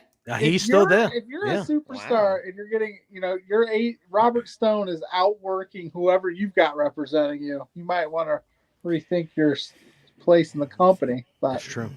I digress. True. So yeah, right. I think KO Sammy get it done with Riddle just because it's more compelling, at least in my eyes. Zelina's gonna slay it, but she's gonna lose to Rhea. So I think I'm caught up now, right? Yeah, we're caught up. We got 2 matches left to talk about.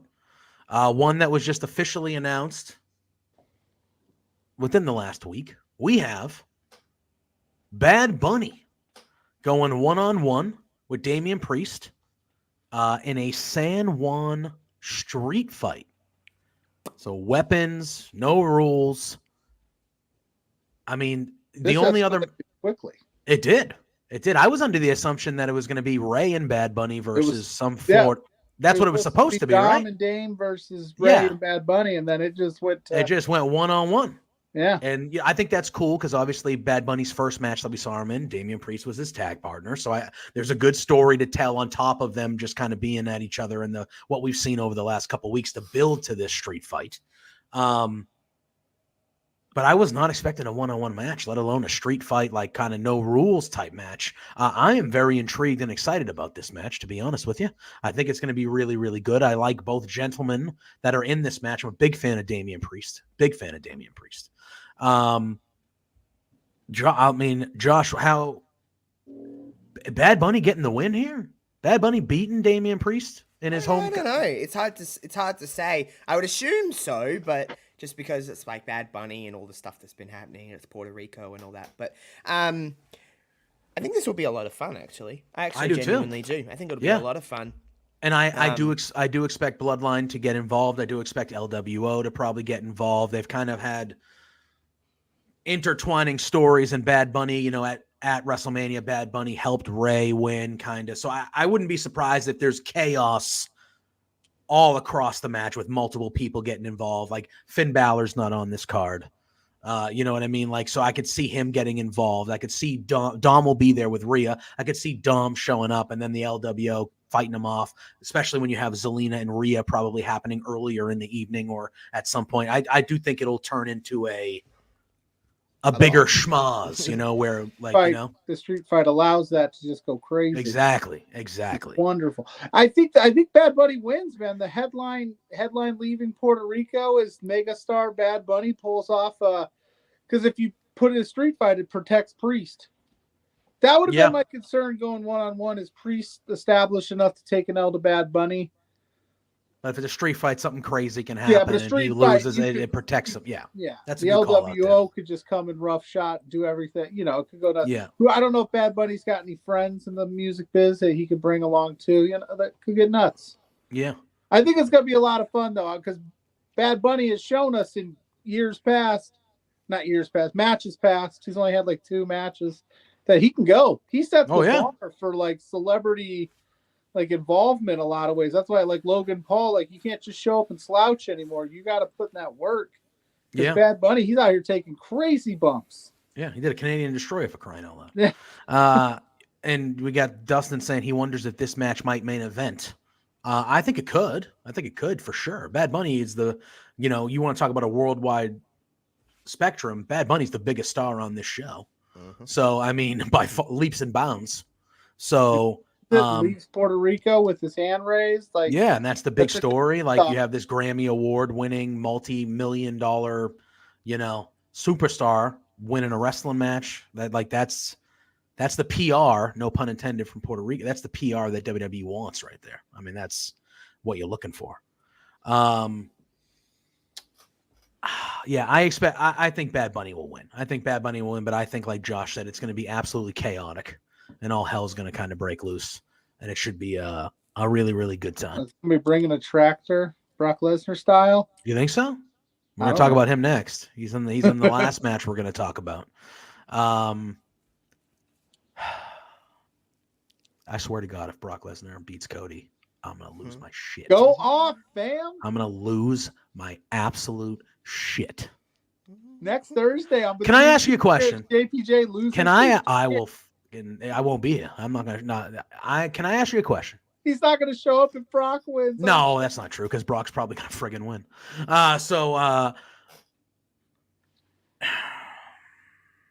Yeah, and Spencer, that's my problem. That's why I said that, because I think it's going to happen. With this match, do you think the title would have helped this match if Cody was the champion? Do you think that this match would it help this match if Cody was champion? It probably just made me think Brock's going to win more. What is it? What'd you say, Pluggo? You're saying would it help this feud be bigger? Yeah, because I feel like I think they're doing a good job with it without the title. The problem is what you said earlier, and we don't have to go down that road like Josh said. We'd be here all night. Cody not winning at Mania has taken a lot of steam, whether you like it or not, out of the Cody Rhodes thing, because I think we were all jacked up for that moment at Mania. And this doesn't feel as big if he had the belts, and then you're like, oh, you come into the company after so long, you beat Roman, now you're the guy, prove you're the guy, here's Brock Lesnar. You know what I mean? Like, that's what, I guess boom, I should have phrased phrased the question differently. Row thing? Yeah. But like, I feel like that, I have no doubts that this match is probably going to be a pretty good match. You know what I mean? Like, I'm probably going to enjoy what I actually see during this match. But I agree with that right there. Like if Cody's the champion coming out of Mania and the same thing happens on that night after where Brock attacks him, like you said, oh, all right, you came back, you finished your story. Well, guess what? Now here's the guy that's been, one of the most dominant guys for the last decade. Here you go. Here's your big first challenge, and it's Brock friggin' Lesnar. Because it would set that precedent too of like, which it should already be set. But I mean, with Cody specifically leaving, coming back, it sets that like, hey, this is the big time. These are the big dogs. Like now you're at the top of the mountain. You got to try to stay there. There's a story they could have told there as well. Yeah. So yeah, but I think they're doing a good job overall. I've enjoyed the Brock and Cody interaction for the most part. But yeah, it's not the same without the title, but it'll be fun. Yeah. Cody should win. If he doesn't, we'll riot. Yeah, Cody should have won last month, and he didn't. Do it. So, Josh you is know. looking low, and I'm just poking the bear right now. I know. Josh, I'm going to let you go. About Brock and Cody, like how you feeling about it? What do you think's going to happen? But I genuinely I don't care because I'll be the first to admit that I wasn't like the number one Cody Rhodes guy where it's like, if he doesn't win, he'll riot. Like, I honestly could give two shits about Cody in the grand scheme of things in my personal preference. However, he should have probably won at WrestleMania, but that's neither here nor there. I wasn't really necessarily mad that he didn't win. It was just the way that it happened, but I'm not touching that. But then you get Brock into the equation of things, and with Brock in matches, you can never ever say that he's not going to win because it's Brock. And Brock sometimes just wins. So I never say that I'm 100% certain that someone will beat Brock Lesnar. Cody should win this match. He really should. The match will probably be fine. It depends. It all depends. Because sometimes Brock Lesnar matches are amazing when Brock Lesnar really wants to be Brock and be amazing. But sometimes Brock is just Brock. And then he just goes... He might just wake up that day and go... Chances this thing kicks off the show so he can get out of Puerto Rico. There's a chance this does open. I don't think so. Last, I think this might probably be what's going to be last, the main event. I think the 6-man tag will go on first. Okay, that would be a good one. Started off kind of hot like that. We have Zach popping and say it 100% would have happened with the title. Brock's been waiting for someone to beat Roman so he could challenge for the title. Boom, there's your story right there. And then Spencer's saying that Cody should have won, and Cody versus a heel Drew should have been the first program. Because when someone first turns heel, I always think they should win their first program, and you'd just be feeding Drew with more losses. That's fair. And Drew desperately needs to win. I do actually think, though, that Spencer's onto something because Drew got drafted to Raw, which he needed. I think Drew, whenever he comes back, he's going to be a heel. He's going to be a heel. Somebody needs and I think, because Raw has a ton of faces. Yeah. Raw is very babyface heavy, and if you want to reposition Drew as a top of the card type guy, you turn him heel. Yeah, he needs to be a heel. Yeah. Also, if this was not a Triple H WWE and you were saying that, I'd say that Cody Rhodes would be the next heel. Fair. Because that's like a Vince McMahon thing to do. It's like, he's a hot babyface, turn him heel. So when you turn Drew heel, does he just start wearing all black and maybe start using the sword? Yeah, he's going to start cutting the ropes again. Sword. Why he would never lose a match if he just simply used. If you're bringing a sword down to the ring, if you're bringing a weapon to the ring, you use the weapon, and not to cut sword not has to cut actual the ropes. Powers. Like he can cut the ropes, and it makes explosions go off. Imagine what because of my shoddy internet again today. I can't see the chat, but in the chat, feel free to drop a more useless prop that wrestlers bring to the ring. We got Dustin saying, he cut the one time. Here's another one. Here's a Cody useless versus prop. Drew at SummerSlam. Here's another useless prop. Do you remember when Tori Wilson? No. Tori Wilson used to bring the dog to the ring, and she didn't let didn't let the dog bite the people. Why wouldn't you have Chloe bite the people?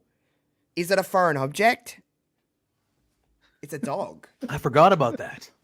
Chloe the dog. Tori Wilson's dog. I forgot about that. Why didn't that dog bite people? It's a little dog. I work at a vet clinic. Little dogs are the worst. They bite everyone. I remember early in the day. This is that before little your rat time, dog Josh. should have fucking. The British Bulldog used to bring the bulldog to the ring, Matilda, and she used to. Jake the Snake used to let Damien bite people, out. So why can't Chloe bite people? Yeah, and then you Tori had Earthquake. Wilson, you're in the Hall of Fame. You would have been in the Hall of Fame 10 years ago if you let your dog bite people. That's right. And there you go. Spencer saying dogs equal weapons. Just make that clear. Josh just can only apply to the British Bulldogs. Yeah, exactly. Oh, yeah, Fifi. Renee Dupree's dog, Fifi. Darnell calling that out. What about Fifi, Renee's dog? Wow. Yeah. We need more animals in professional wrestling. I think there's been a lack of animals. I remember a story when I was a kid, or it happened slightly before my time, but when I first got into wrestling, I was so little, I was like watching all the old stuff. I'd go rent the tapes. Earthquake, who was a bad guy at the time, was feuding with Jake the Snake Roberts, and he did his finisher move and killed the snake. Oh my God, that would not fly today. No, but he took the bag with, obviously there was a fake snake in there. Clearly they weren't going to do that to a real snake, but you guys took the bag. He took the bag with Damien or the snake in there, and he did his finisher move, which involved him running to the ropes and sitting on someone's face. That's fucking awesome. And I he don't did fuck it with to the snakes, by the snake, way. and he Don't killed fuck the with snake. snakes. It's fucking wild. It was a wild scene. Everyone was losing it. Don't fuck with snakes. No. And then one thing that is etched in my mind forever, and it's a famous thing, but is when Jake the Snake had the snake bite the Macho Man. I was like 7 or 8 years old. I lost my mind. Traumatized forever. I was like, literally, it's the biting him. craziest And shit. Macho Man's bleeding and he's screaming. And again, I was like, oh my God. when I was that age, I would have seen Chloe, the dog, with Tori Wilson, and did Chloe bite Trish Stratus on the face? No. And guess what would have happened? I would have been traumatized, and they would have been one of the greatest moments ever. But she didn't allow it to happen because Tori Wilson, if you're listening to this, I love you. I think you're great, but you could have been a lot better if Chloe bit people. You could have been the biggest heel in the business. Yeah, it could have been. And let's not forget the big boss man cooking pepper. That's what I was saying. And Al Snow. Oh yeah, he cooked pepper. He cooked and fed it to Al Snow. He cooked pepper and fed it. All in all, I think Al what we're Snow. saying is that we should bring back the kennel from hell. Those dogs were Next year, humping one WrestleMania, another. I want the kennel from hell match. That's they what were I like want. the Let's most go. Make like it a big least deal. intimidating dogs ever. They just shat everywhere and humped. Yeah, they were just one pooping. another. They were just I pooping. mean, Out of their relatable. element. That's They all couldn't I handle want to it. do too. But like, Yeah. I'm not doing that on television. Oh my God, unbelievable. Anyway. Yeah, what a Cody great Brock Lesnar. episode. Who do you think's winning? Who do Oh, you think's yeah. winning? I don't Officially, care. who do we Cody. think's winning? Cody. Cody. That's what should happen. Are you switching over, Pluggo? What are you doing now? No, I don't know what Hold the on. fuck's going on. Pluggo's got 2 separate Pluggo things. I don't know what's going on here. Oh God. Bye. All Hi. right, I think he's alive. I think it's fine. We're good now. All right. God. Sorry. Oh yeah. That Dustin here saying the most terrifying animal in WWE history. Eric. That Rowan's was actually the one spider. time I actually found Ronda Rousey funny is when she was like, "There's a bat. There's a bat." Yeah, that robot that's what Darnell spider. said. Yeah, all this animal talk reminds me of a time that a bat flew in the arena. on Oh an my episode God, of Raw Eric and Rowan's scared spider. Ronda. Yeah. Eric Rowan's spider. Remember that? See, he utilized that to his advantage though, because he got people. he got motherfuckers People were scared of shitless him. of that thing. Oh yeah, And then he won Oh, yeah. matches. Yep, that's what you gotta do. See, That's what you gotta do. take note, people. Bring your animals. More? Bring Are your we more pets. pro? They're so unpredictable. I I'm think that they try pro-animal. to avoid it. Oh yeah, I mean animals are better than anything. Well, yeah. So Josh thinks that Cody Well, wins. Boogeyman I think brings Cody should win. worms. I forgot. He Oh, ate the Boogeyman, worms, he though. ate them though. But he But also that's just still a scared them. tactic. Like he would spit them on people. And he would put the worms in other people's mouths. Remember Queen Charmel and King Booker? Oh yeah. Yeah. Well, they were scared. Booker T was. The Oh, of course, scariest had his of pants. Boogeyman. Are you He was the talking about scariest. Booker T and Queen Charmel draft pickers? Draft from- experts? Yeah, draft. Yeah, apparently. 100%. Draft. Yeah. They made picks for the brands they're not a All part right. Hall of. of Everyone's Famers, fine. by the way. Oh yeah, Two-time Hall of Drew Famer. McIntyre killed the spider with the steps. That is right, Darnell. That's right. That is See? right, Darnell. And we got Ophelia saying the most terrifying animal, George the Animal Steel. He used to have a green tongue and he would eat the turnbuckles. It was Me it was too. a time. In there. It was a time back in the day. But yeah, more animals in pro wrestling, guys. Let's make it happen, huh? How the Let's fuck make did it we happen. get there? Anyway. Jeez. So yeah, Pluggo. Did we already lose Pluggo again? Is this what happened? Yeah. Rabbit Cody, hole of though. animals. He and- said Cody. He said Cody. All right. Yeah. Did I you think say Cody- Cody? Yeah. Okay, great. this He's is a gone. Oh. winning. No, he's out I don't of know here. what's going on. Pluggo, I'm why in, did you I'm out, switch? I'm in. Why did you switch? I'm in, Darnell, Dare Amazing from Twitch. There you go. So now Oh, there you go. Hey, now we know. Darren Dare Amazing is Darnell. The So Quizplex I love viewers it. champion of the world. that is the They're Quizplex amazing. viewers champion of the It world. has been nice since we switched over. It's more personal on YouTube because they see a lot more of mean, just people's what the real fuck? names. Pluggo. What? He's Am I out again? Yeah. Yeah, you you're are. breaking out. You're delayed. See? You're slow. You're in slow. You look like John Morrison. Yeah. You're in slow motion. I'll You're take delayed. that. You're Hold breaking on, in and hold out. on. All right. What's wrong with you, I bro? don't know. I You don't bring know. Josh back for this? Yeah. The disrespect, really. All right. I think He's you're like, fine. what the fuck? Yeah, he's like, He's like, ragging shut on. the fuck up. That's Yeah, what he he's like, wants can to you say stop right ragging now. on me, please? We're He's just we're "Can just kidding, you bud. We love you. fuck off. Am I We love in you. or am I out? Because I'll switch You're good. back. You're fine Oh, right I've now. heard Right that now, you're sentence good. Before, holy I'll shit, have I switch. said that sentence before? Am I in or am I out? Holy shit, no pun intended there either. Well, I was Ew. going to say Josh's internet's at perfect peak condition. I literally, while I was down, I've scheduled an internet appointment for this week to get him in here to check it out because this week dog shit. Hell yeah. Well, this week it's been weird. It's been like just randomly deciding it doesn't want to work. And fair. I thought we had it fixed, but so we're getting somebody out. We're getting it taken care of. Yeah, quit ragging on me, man. I'm sorry. Okay, I try my best. Yeah. And anybody in the chat, obviously we just went through the whole card of Backlash, which I do think is going to be I think it'll be a fun show. I think there's potential for they're going to pull a lot out of good some matches. Stops because and I think they're going to want to do something Rico. big for Puerto Rico, and like that type of stuff too. So I think we're going to have a good event to kind of cap off. They're also going to want to do something big because I think everybody is thinking like, like I said, we're just going to get till Monday. The draft will switch over. Exactly. But I think they're going to throw some stuff at us that we're like, oh shit, didn't expect that. So that'd be dope. Yeah, I agree. So anybody in the chat, any other, wrestling that you want to talk about, topics you want to talk about, throw them in the chat. We'll discuss them. Josh, anything on your mind that you want to talk about? It's been a while since you've been here. How's the move? Yeah. How's the AFL going so far? See you representing your Crows. Yeah, the Crows are doing well this year. We're in the top 8, which is all right. There's top 8 and bottom 8. We're in the top 8. So if the season ended tomorrow, which obviously it won't, but because the season ended tomorrow, we lost on the weekend by a point. I've been going to all the home games. It's been great. I've been watching a lot more. It's football season here, so football season runs from the end of March until the end of September. So like I just watch a lot more footy. Footy takes priority over wrestling.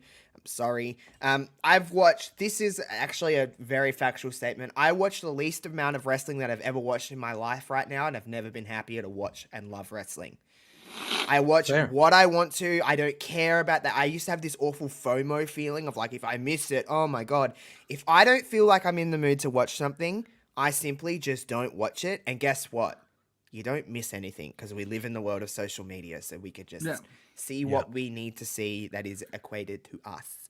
It's just made for us. I feel like I watch the least amount of wrestling ever. And I've never had a better relationship with it.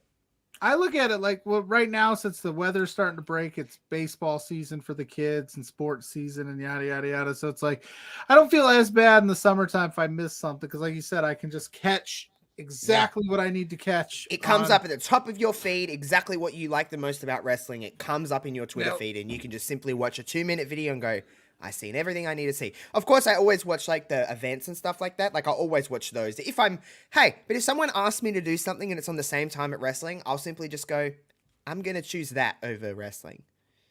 Yeah, fair. But because footy takes priority. So like the things that I'm watching is like from Friday through to Sunday or Thursday through to Sunday or sometimes Monday. Like I'm prioritizing like what I'm home for, like to watch the games that I want to watch.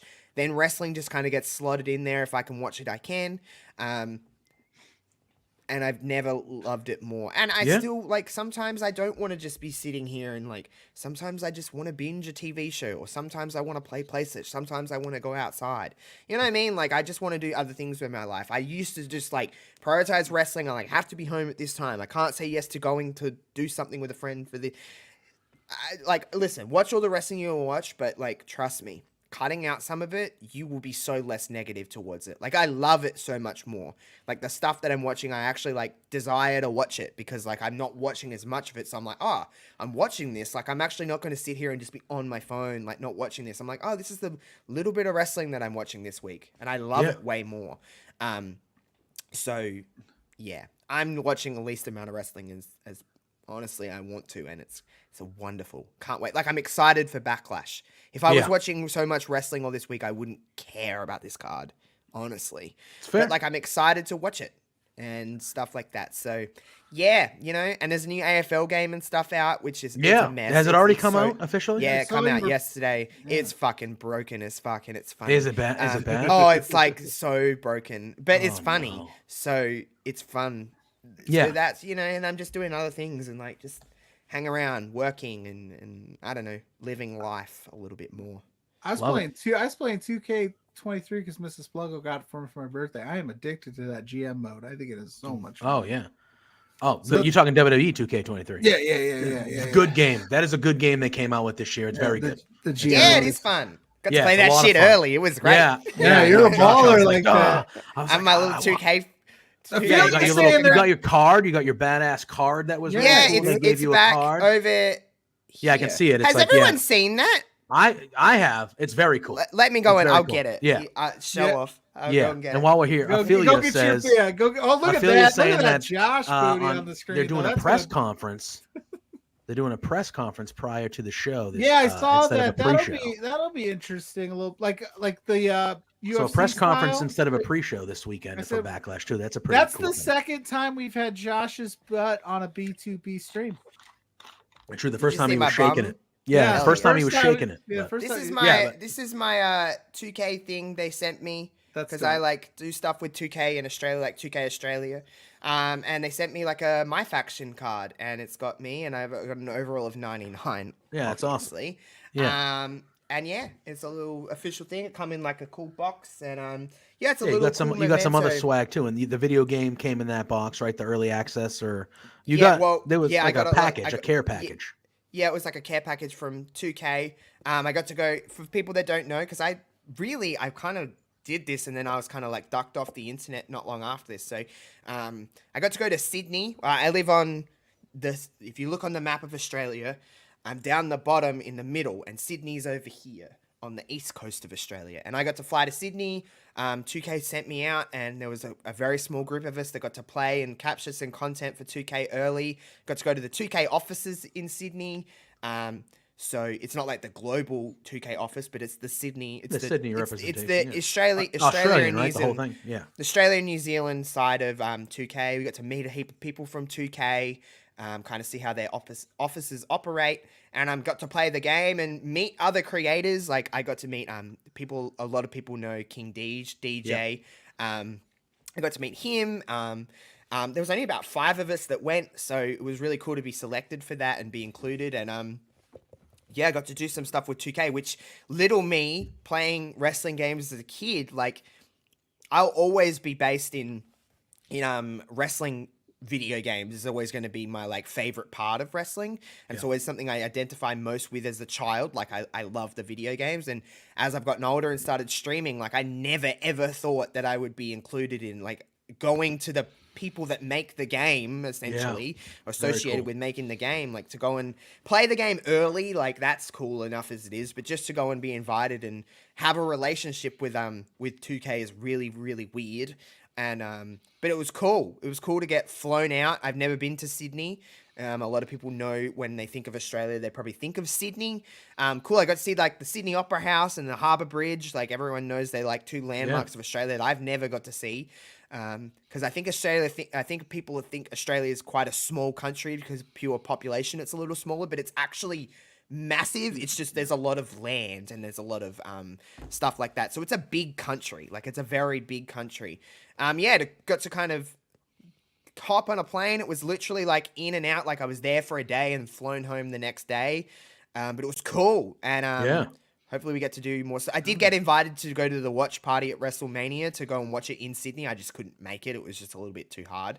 The turnaround time was a little bit too fast. But they had huge watch parties, which I think were shown on WrestleMania. They had different countries shown, and Sydney was one of them. I think when Rhea won, they showed Australia. So it was cool to go and do that. And get this is something that I'll keep forever. Like it's not something that I'll just like take lightly. Like this is something that I'll have forever. Oh, forever. Like, that's awesome. You deserve it. Yeah, I know. Spencer's saying stoked for you. You earned all of that, Josh. So. Yeah, like I know everyone's gonna be like, oh, shut up. Like, but I didn't think I'd ever get an opportunity like that. But I have worked really hard for a long time to get even just a shred of something. Like this doesn't mean a lot to some people, but to me, this is just like a token of like everything. So if that never happens again, like it's just cool to say that I've done it. But of course. 2K23, I think will always kind of hold that little place in my heart now because I'm like, oh, that's the game that I got to go and do all that for, and like, and the people from 2K that work in Australia are really cool people. Like they're like my age, and they're just like cool as tits, and they just like dye their hair different colors, and like we just like got to hang out. We like ate a heap of food, went to a sports bar, and got a heap of chicken wings. It was great. Just like sat around. I love me some chicken wings. I'm never gonna turn down some chicken wings. And we got to have like drinks and stuff like that, and everything was just cool. It was just a mad time. So like it was cool to be included in that. New goal: get somebody to buy us chicken wings, JPJ. Yeah, I'm ready. Somebody buy me some chicken wings. Literally so cool. So like, yeah, it was and then all the just being able to, because we had to be secret about it for so long. I wasn't allowed to tell anyone. I was gonna say, yeah, like I saw it on your socials, and I was like, yeah, and I was like, he didn't tell me he was. I feel like that was something he would have been able to. That you would have told me. I wasn't allowed to. We had to sign like a thing, like a NDA, like a no NDA, yeah, like a NDA. Yeah, so we had to sign a thing to say, like, you cannot talk about this until we give you kind of the all clear to post about this. Yeah. And man, the amount of fucking support and love that got reached out to all of us there, it was just cool. And to have that little photo of us, like 6 or 7 people that got to go do that, it's like, if I never see those people again in my life, it's just a cool little, we had like I think everyone's seen the picture that I posted. Like it was like, on a bridge, or you had the thing behind you. Yeah, the Harbour Bridge, like the Sydney Harbour Bridge was behind us, and like, if I never go to Sydney again, it will always be associated with that kind of little cool, very fast. Like, I mean, when I say fast, like that thing got organized like a week before. Like I got a message a week before saying, I know this is last minute. Can you make it to Sydney in a week? And I was like, sure. I'm not. Let me figure it out. Like, yes, I'm going to say yes. I'll figure the rest out. Yeah, I'll talk to my work. I'll talk to like, this, but I'll figure it out. Yes. They're like, here you go. Here's all your itinerary. Here's everything. We've got everything organized for you. Just be there. And it was like, okay. Like I was like at the airport at like 4 a.m. And then I was like flown into Sydney from Adelaide, which is not a huge plane ride, but I'm not a great flyer. Like it was a whole situation, but it was a hell of a lot of fun, I will say. And it's something that, again, if I never do again, I did it once. So that was kind of neat, but hopefully 2K24 next year, we do more stuff and it just gets bigger and bigger. And, yeah, so it was just cool. That's why I like, because Twitch streaming will always be, I guess the most fun I have with content is just because I can really just be an absolute fuckhead, which is my specialty. So like I can just do that and do whatever I want. Like it's really like the biggest form of content where I can just go, well, let's just do something and just we do our stuff on there, JPJ and stuff like that, and that's always really fun. So yeah, like Twitch, and then I guess the only other thing that's on my mind is now they have internet back, we can get rolling again with the season 4 of the Legacy of On Love Wrestling. Hell yeah. Which I've been waiting to do. So that'll be back next week. That has always been on this channel that you're on right now, on youtube.com/Love Wrestling. There's already 3 seasons worth. We're in the 4th. We're in the 4th. We only got 2 episodes in, and then obviously I was having an unplanned break. I didn't really expect to do that, but I had no internet, so I couldn't do any of that. But we're back next week, directly after SmackDown. Like not this coming, like next week. The Legacy of Emma. Oh, very good. Very good. Emma was drafted. I believe she's on SmackDown as well. Staying on SmackDown. No, she's on Raw. You are wrong. Wait, she got drafted to Raw? Yeah, her and Riddick Moss got drafted to Raw. I thought they... Wow. No, I can nearly guarantee you that they're on Raw. And then we go. We got Spencer saying and today is May the 4th, so May the 4th be with you to all our Star Wars fans. Day. I will punch you in the throat. No, today's a Star Wars day, Pluggo. 1, 2, 3, 4. No, today is a Star Wars day. And the V is for 5. No, how dare you? To be fair, it is May the 5th here, so I'm not as offended. But Star Wars Day was yesterday. Hey, listen, I sat through those 3 movies, and I gotta. You never finished. You're supposed to go through 9 of them. It's rough, man. It was rough. Eat my shit. Can his internet fuck up again? Listen, you like what you like. I like what I like. Don't judge it until you see it all, bro. Well, there was everybody kept saying like, keep watching, it'll click, it'll click. I got to Phantom Menace, and I was just like, nothing's clicked. Well, Phantom Menace is the first one. No, but I started the he watched them in. You watched 4, 5, 6. Yes, you were doing theatrical. Like we had discussed on this program, and I got the second one. So the 5th one I thought was the best of the 4 I saw by far. Which is Empire Strikes Back. Yeah, I thought that a lot of people consider that to be near the top. I thought that was dope, and then but it was just like that third one it felt like it just took 8 hours. Return of the Jedi? It felt long. All right, that's fair. I mean, Like, look at it. long. I could strangle you like Josh wanted to. Oh there. well, but you know, everyone has this. Everyone harasses me because my fine. favorite Star Wars You is like the the Phantom prequel? Menace. Yeah, the prequels are my favorite. The three that, but the Yeah, Phantom we- Menace is my favorite Star Wars, and everyone hates that fucking movie. I Don't know love why- the Phantom Menace. Don't And my Revenge of the God, Sith. me, Revenge of the Ophelia. Sith. Revenge of the is a Sith. great- Yes. It's so dark and it's so great. Like when he kills those little kids. Spoilers, but it come out in Yeah, 2005. I will always stand. I am not as high on the prequels as Josh I is. love them. But I will stand for. I seen Revenge them of the first though. Those were my first And experience with yes, Star so Wars. I think that has So, something like, to I do think with that it has as something well, to- which but is I why love I the don't. Disney. I love the Disney trilogy as well. I thought they were a lot of fun. Everyone kind of Yeah. bitched and moaned about them, but Mhm. like I thought they were fun too. They're making new Ray movies. Like there's a Yes, Ray I did hear that, Ophelia, which is I exciting. embrace it. If they Yeah, and love that's it, what they Phil is love saying. it. I Ultimately, love Star that Wars they is about love it. family. I don't ultimately know if I were to continue down this because for those that don't know, watch the series. Like watch we Andor did and a- watch Mando. Yeah. we did a series where I reviewed these movies weekly, and we kind of abandoned it because I kind of just gave up on the fact You that shouldn't. You should watch. You should at least watch them all once in your life, and then you can I've happily. watched 4 of them. I've wasted 19 hours of my life there's on these so 4 many movies. more to go. Also, Zach, if you're still in the chat, I know we had chats about this because it is Star Wars Day. The 3rd season of Mandalorian was not it. I have heard not great. I have heard How not could great. some Haven't of seen it's any of good. it. that? How Some could of you? it's- The Mandalorian rules. Some of it was really good, but it was just very inconsistent and a bit weird because it got a bit what? like. Yeah. You know what else is about family, Ophelia? Cool Runnings, The Mighty Ducks. Those are movies about family. That's the Okay. kind of stuff I All like. right. Do they have a dedicated day to them? They should. Cool Runnings But no. Day. I Cool didn't ask Runnings you. Day. Pluggo. You Happen. didn't listen to the sweet sound of my voice. but do it's- they? Not do. Not Let's should be they? honest. Though I'll shush you. Let's be honest. Before you go down this rep, just because people have made a pun off of May the 4th be with you doesn't ultimately mean it's pun. actually Star A Wars pun. Day. I'm about to explode. He thinks it's because it's a pun. Oh my god.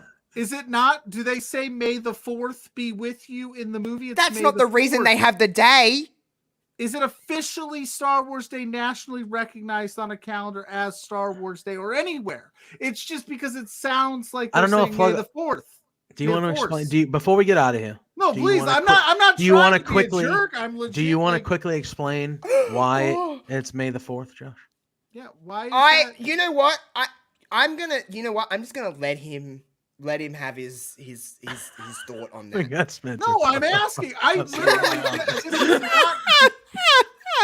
This is not my realm. I'm asking because May the Force be with you is a thing. May the 4th is a pun off of that saying. I'm not wrong. It's just a like, right? Please explain it to me. I've never wanted. I would rather talk about Cody Rhodes at WrestleMania. It's not an official day. I mean, it's recognized by some. I mean, Listen. there's probably so many. Oh man, I love you, Pluggo. See, that's I would hope. I don't think that you do. Embrace my difference. I'm asking. I want to know. It's Star Wars Day because of like when the month. How do I explain this? Because apparently it's super easy, and I'm the only one that doesn't get it. According to the this is what I'm gonna do. I'm gonna look at the official like reasoning and the wording here. Yeah, there you go. It's because because I don't hate it. I just that's what my assumption is. It's a fun play on words. So we dubbed it Star Wars Day because of the play on words. That doesn't mean that doesn't mean I can't have Cool Runnings Day on June 18th. Is there a pun for that? I could find one in that movie. I'll come up with an official Cool Runnings Day. I actually I can't find anything on the internet It's See, not, thank yeah, you. like a, Philly, it's I'm not like a, it's not Love like a wrestling. government. Spencer says it is an official holiday in the way that Austin 316 Day is an official holiday. It's Right, that that's it's that what type I'm of holiday. saying. But I'm not. He goes, it but I'm isn't a not government wrong. regulated holiday, but it is a day that is convenient for the fandom. Yes, 100%. That's what I'm saying, because it's a fun play on the slogan. So it's officially Star Wars Day, sure, but like You could, I'm not genuinely, you could be. Well, we got like, Wacko more Ninja right in than here wrong. saying they do a whole lot of Star Wars releases on May the 4th. So Do they? These are things that I don't know because I'm not in the space. But I wouldn't shit on somebody for being like, Austin 316 Day, that's not an official day. I just be like, yeah, it is in the wrestling world, but it's not for everybody. Sure. But 316 means nothing to me because y'all do your backwards dates. So, like. oh, you do it the other way? Are you 16-3?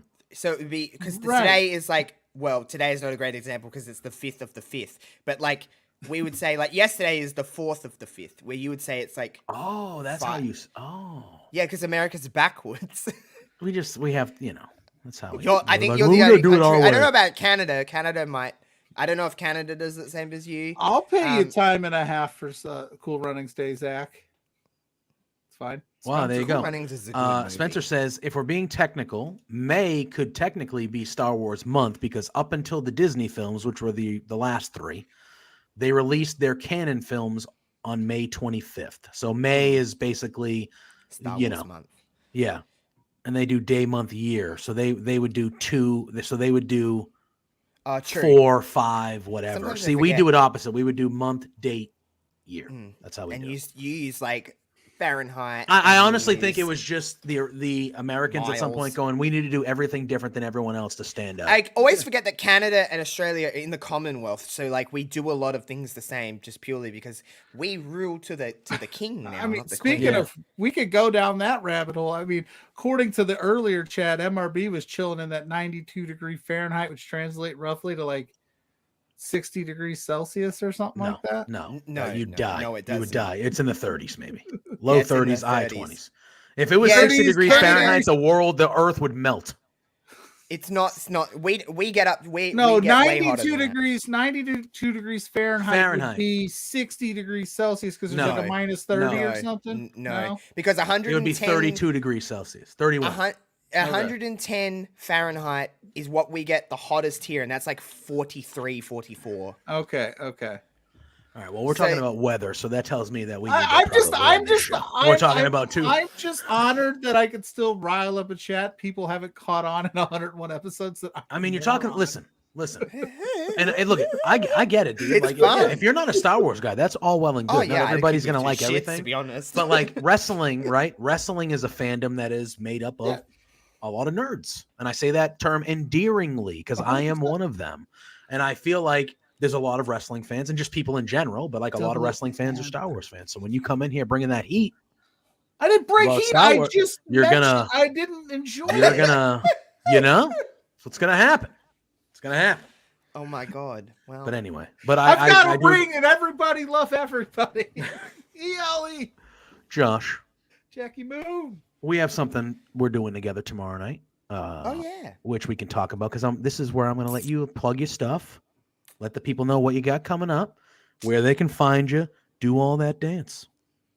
Yeah, so tomorrow night, the same time as SmackDown. It's just the easiest way to say it because of time zones and stuff like that. The same time as SmackDown. So when SmackDown starts, that's when the stream starts. Twitch.tv/Josh Robinson_00, myself and JPG, as we do basically once a month, unless WWE decide to not have a pay-per-view in that time. We do our WWE 2K now 23 simulations, where we just let the game play out and we just provide dumb moron commentary. Yep. That's It's quite basically fun. how it works. Yeah, it's stupid. It's great.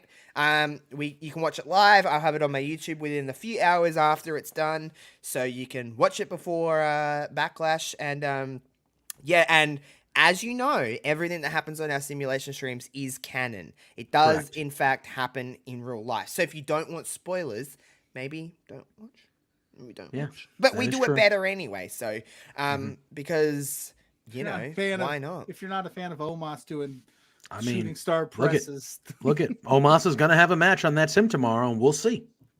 But don't knock it, man. I'm telling you, he's had the best match in the Pluggo history of The always Sims. watches along. We always have people in Yeah, the chat. Pluggo's in there. Ophelia's in there a lot. So it's a lot of friendly. It's like an hour to an hour and a half. Like so if you really want to watch the end of SmackDown, you probably still can, and have SmackDown on at the same time. We couldn't give two shits. No, of course not. Like we usually do it the week of premium live events. We usually try and do it the same, like around SmackDown time, just because it's just easiest for us. And usually the SmackDown before a pay-per-view is usually pretty like substandard, like not a lot happens. So come and watch Backlash before you watch Backlash. There you go. You can find out what happens before it happens. Pluggo, do you think, brother? By the way, we need to get Pluggo on one of those. We do. Simulations. We do need to have We'll Pluggo have on one of these.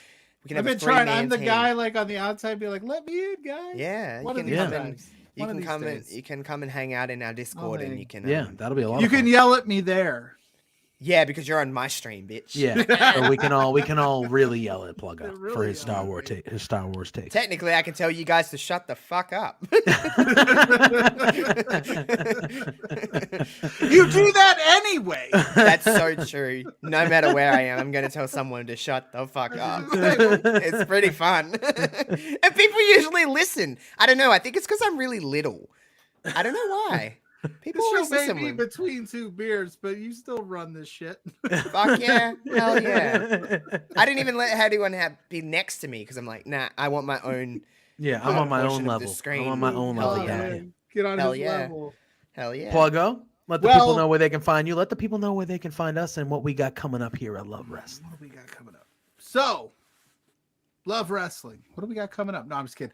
For Saturday night after Backlash, I am going to be on the React stream on our Twitch channel at Love Wrestling.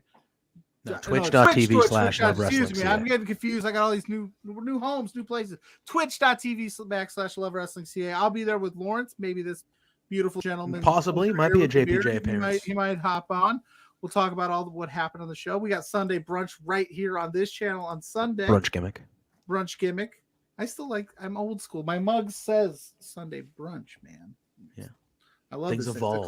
It's a classic. Evolve or perish. And then I got a couple other things in the works right now. You will stay tuned. Got some projects in the works. Some new get to knows coming out soon. I just had some snags this week. This week has been really weird for the shoot life. So we're going to get those out this weekend, get those popping. But yeah, you can find me at Pluggo on all the social media platforms.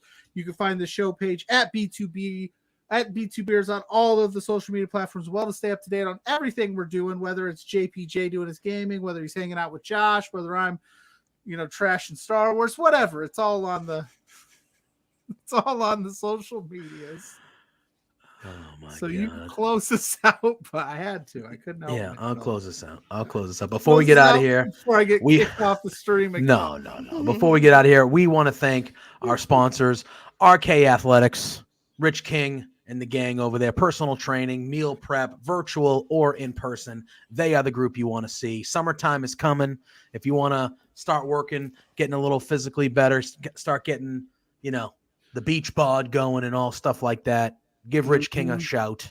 He'll get you in the right. I don't know if you've seen Rich King, but there's not an ounce of fat on that man. He is thoroughly in shape. Even if you just want to eat better, he knows all of the tricks and the ins and outs to make it fun. I believe it or not, given our history, I have reached out to Rich King in the past about some different eating habits, and he's pointed me in some really good directions that aren't boring, because that's the biggest problem is it gets boring and you're like, I'll just eat a cheeseburger. He can help you out there too. Yep. So give the gang a shout at RK Athletics 1 on all social media platforms. You also want to head over to manscaped.com. You type in that promo code Love Wrestling. You can get 20% off your first order plus free shipping worldwide. So make sure you head over there. You tell them that you enjoy the little partnership that we got going on there, and you'll get that 20% off and that free shipping. So I want to thank those two fine sponsors of ours. I want to thank MRB for popping off at the top. Very cool thing that he's got coming up on May 13th. Be sure to check his social medias, check Love Wrestling social medias so you can get the link and donate if you can. Obviously, like TJ said on this past week's Quizplex, money is an important thing. And, it's Not everyone is willing to part with their money, so completely understandable. But if you do have the means and you would like to support a great cause, the Stollery Children's Hospital in Edmonton, very, very cool. Very, very cool. We forgot to ask real quick, Josh, do you think an 8-hour wrestling match yes. is tougher than your 10-hour marathon listening to Brie mode for 10 hours straight? Which do you think is tougher? Oh, God. What needs more endurance, you think? The Brie mode one. Oh my God. That was torture. I remember being at the end of that stream and literally questioning a lot of things about myself. Well, on that note, friends. I'm JPJ. You can find me at JPJ Loves Gaming over on Twitch, twitch.tv/JPJ Loves Gaming. You can find me on the Twitter. If you type in JPJ Loves Gaming, I will show up there. Obviously, we want to say a big thank you to Josh. Yes. We love Josh. No wuckers. Always welcome him on this show anytime that he wants to be on this show. But we want to thank him. This was a fun episode, talking some WWE, doing that fun stuff. And like I said, you can catch me on his channel tomorrow night, 8 p.m. Eastern time, right around when SmackDown starts for the live sim of Backlash. It will always be a good time. So hopefully we'll see a lot of you there. But me and Pluggo will definitely see you next Thursday night at 8 p.m. here on youtube.com/LoveWrestlingCA for another episode of Between Two Beards. And until then, they might fire me. I mean, yeah, he did say you were going in the office. He did say you were going in the office. It might just be one beard next They're week. amazing. Darnell, thank you for your participation. Yep. Thank you, Ophelia, for the fun stream. Appreciate that. They're always fun when Josh is around. We will see you guys next Thursday. And until then, you know the drill. Peace out. Hey there, Pluggo and JPJ. It's Trent's mom, Sue, and I have a bone to pick with you. So, I understand that you guys are being real idiots and spending your entire monthly budget. You've got to be kidding me. This is not the way to be when you're trying to run a business. Your boss, Spencer, is really pissed off at you. I'm pissed off at you. You have some nerve. Get a grip. You have to control yourself. You can't just go out and spend all the money that you're making, you two beards guys. Oh no, this is coming out so stupid. Anyway, behave yourselves, or I'm going to cut you off from watching AEW. You're no longer going to get to know, be able to meet my son. What? Or me. I'm sorry, this is like, I don't know. Anyway, thanks so much for being fans. Watch yourselves. Knock it off.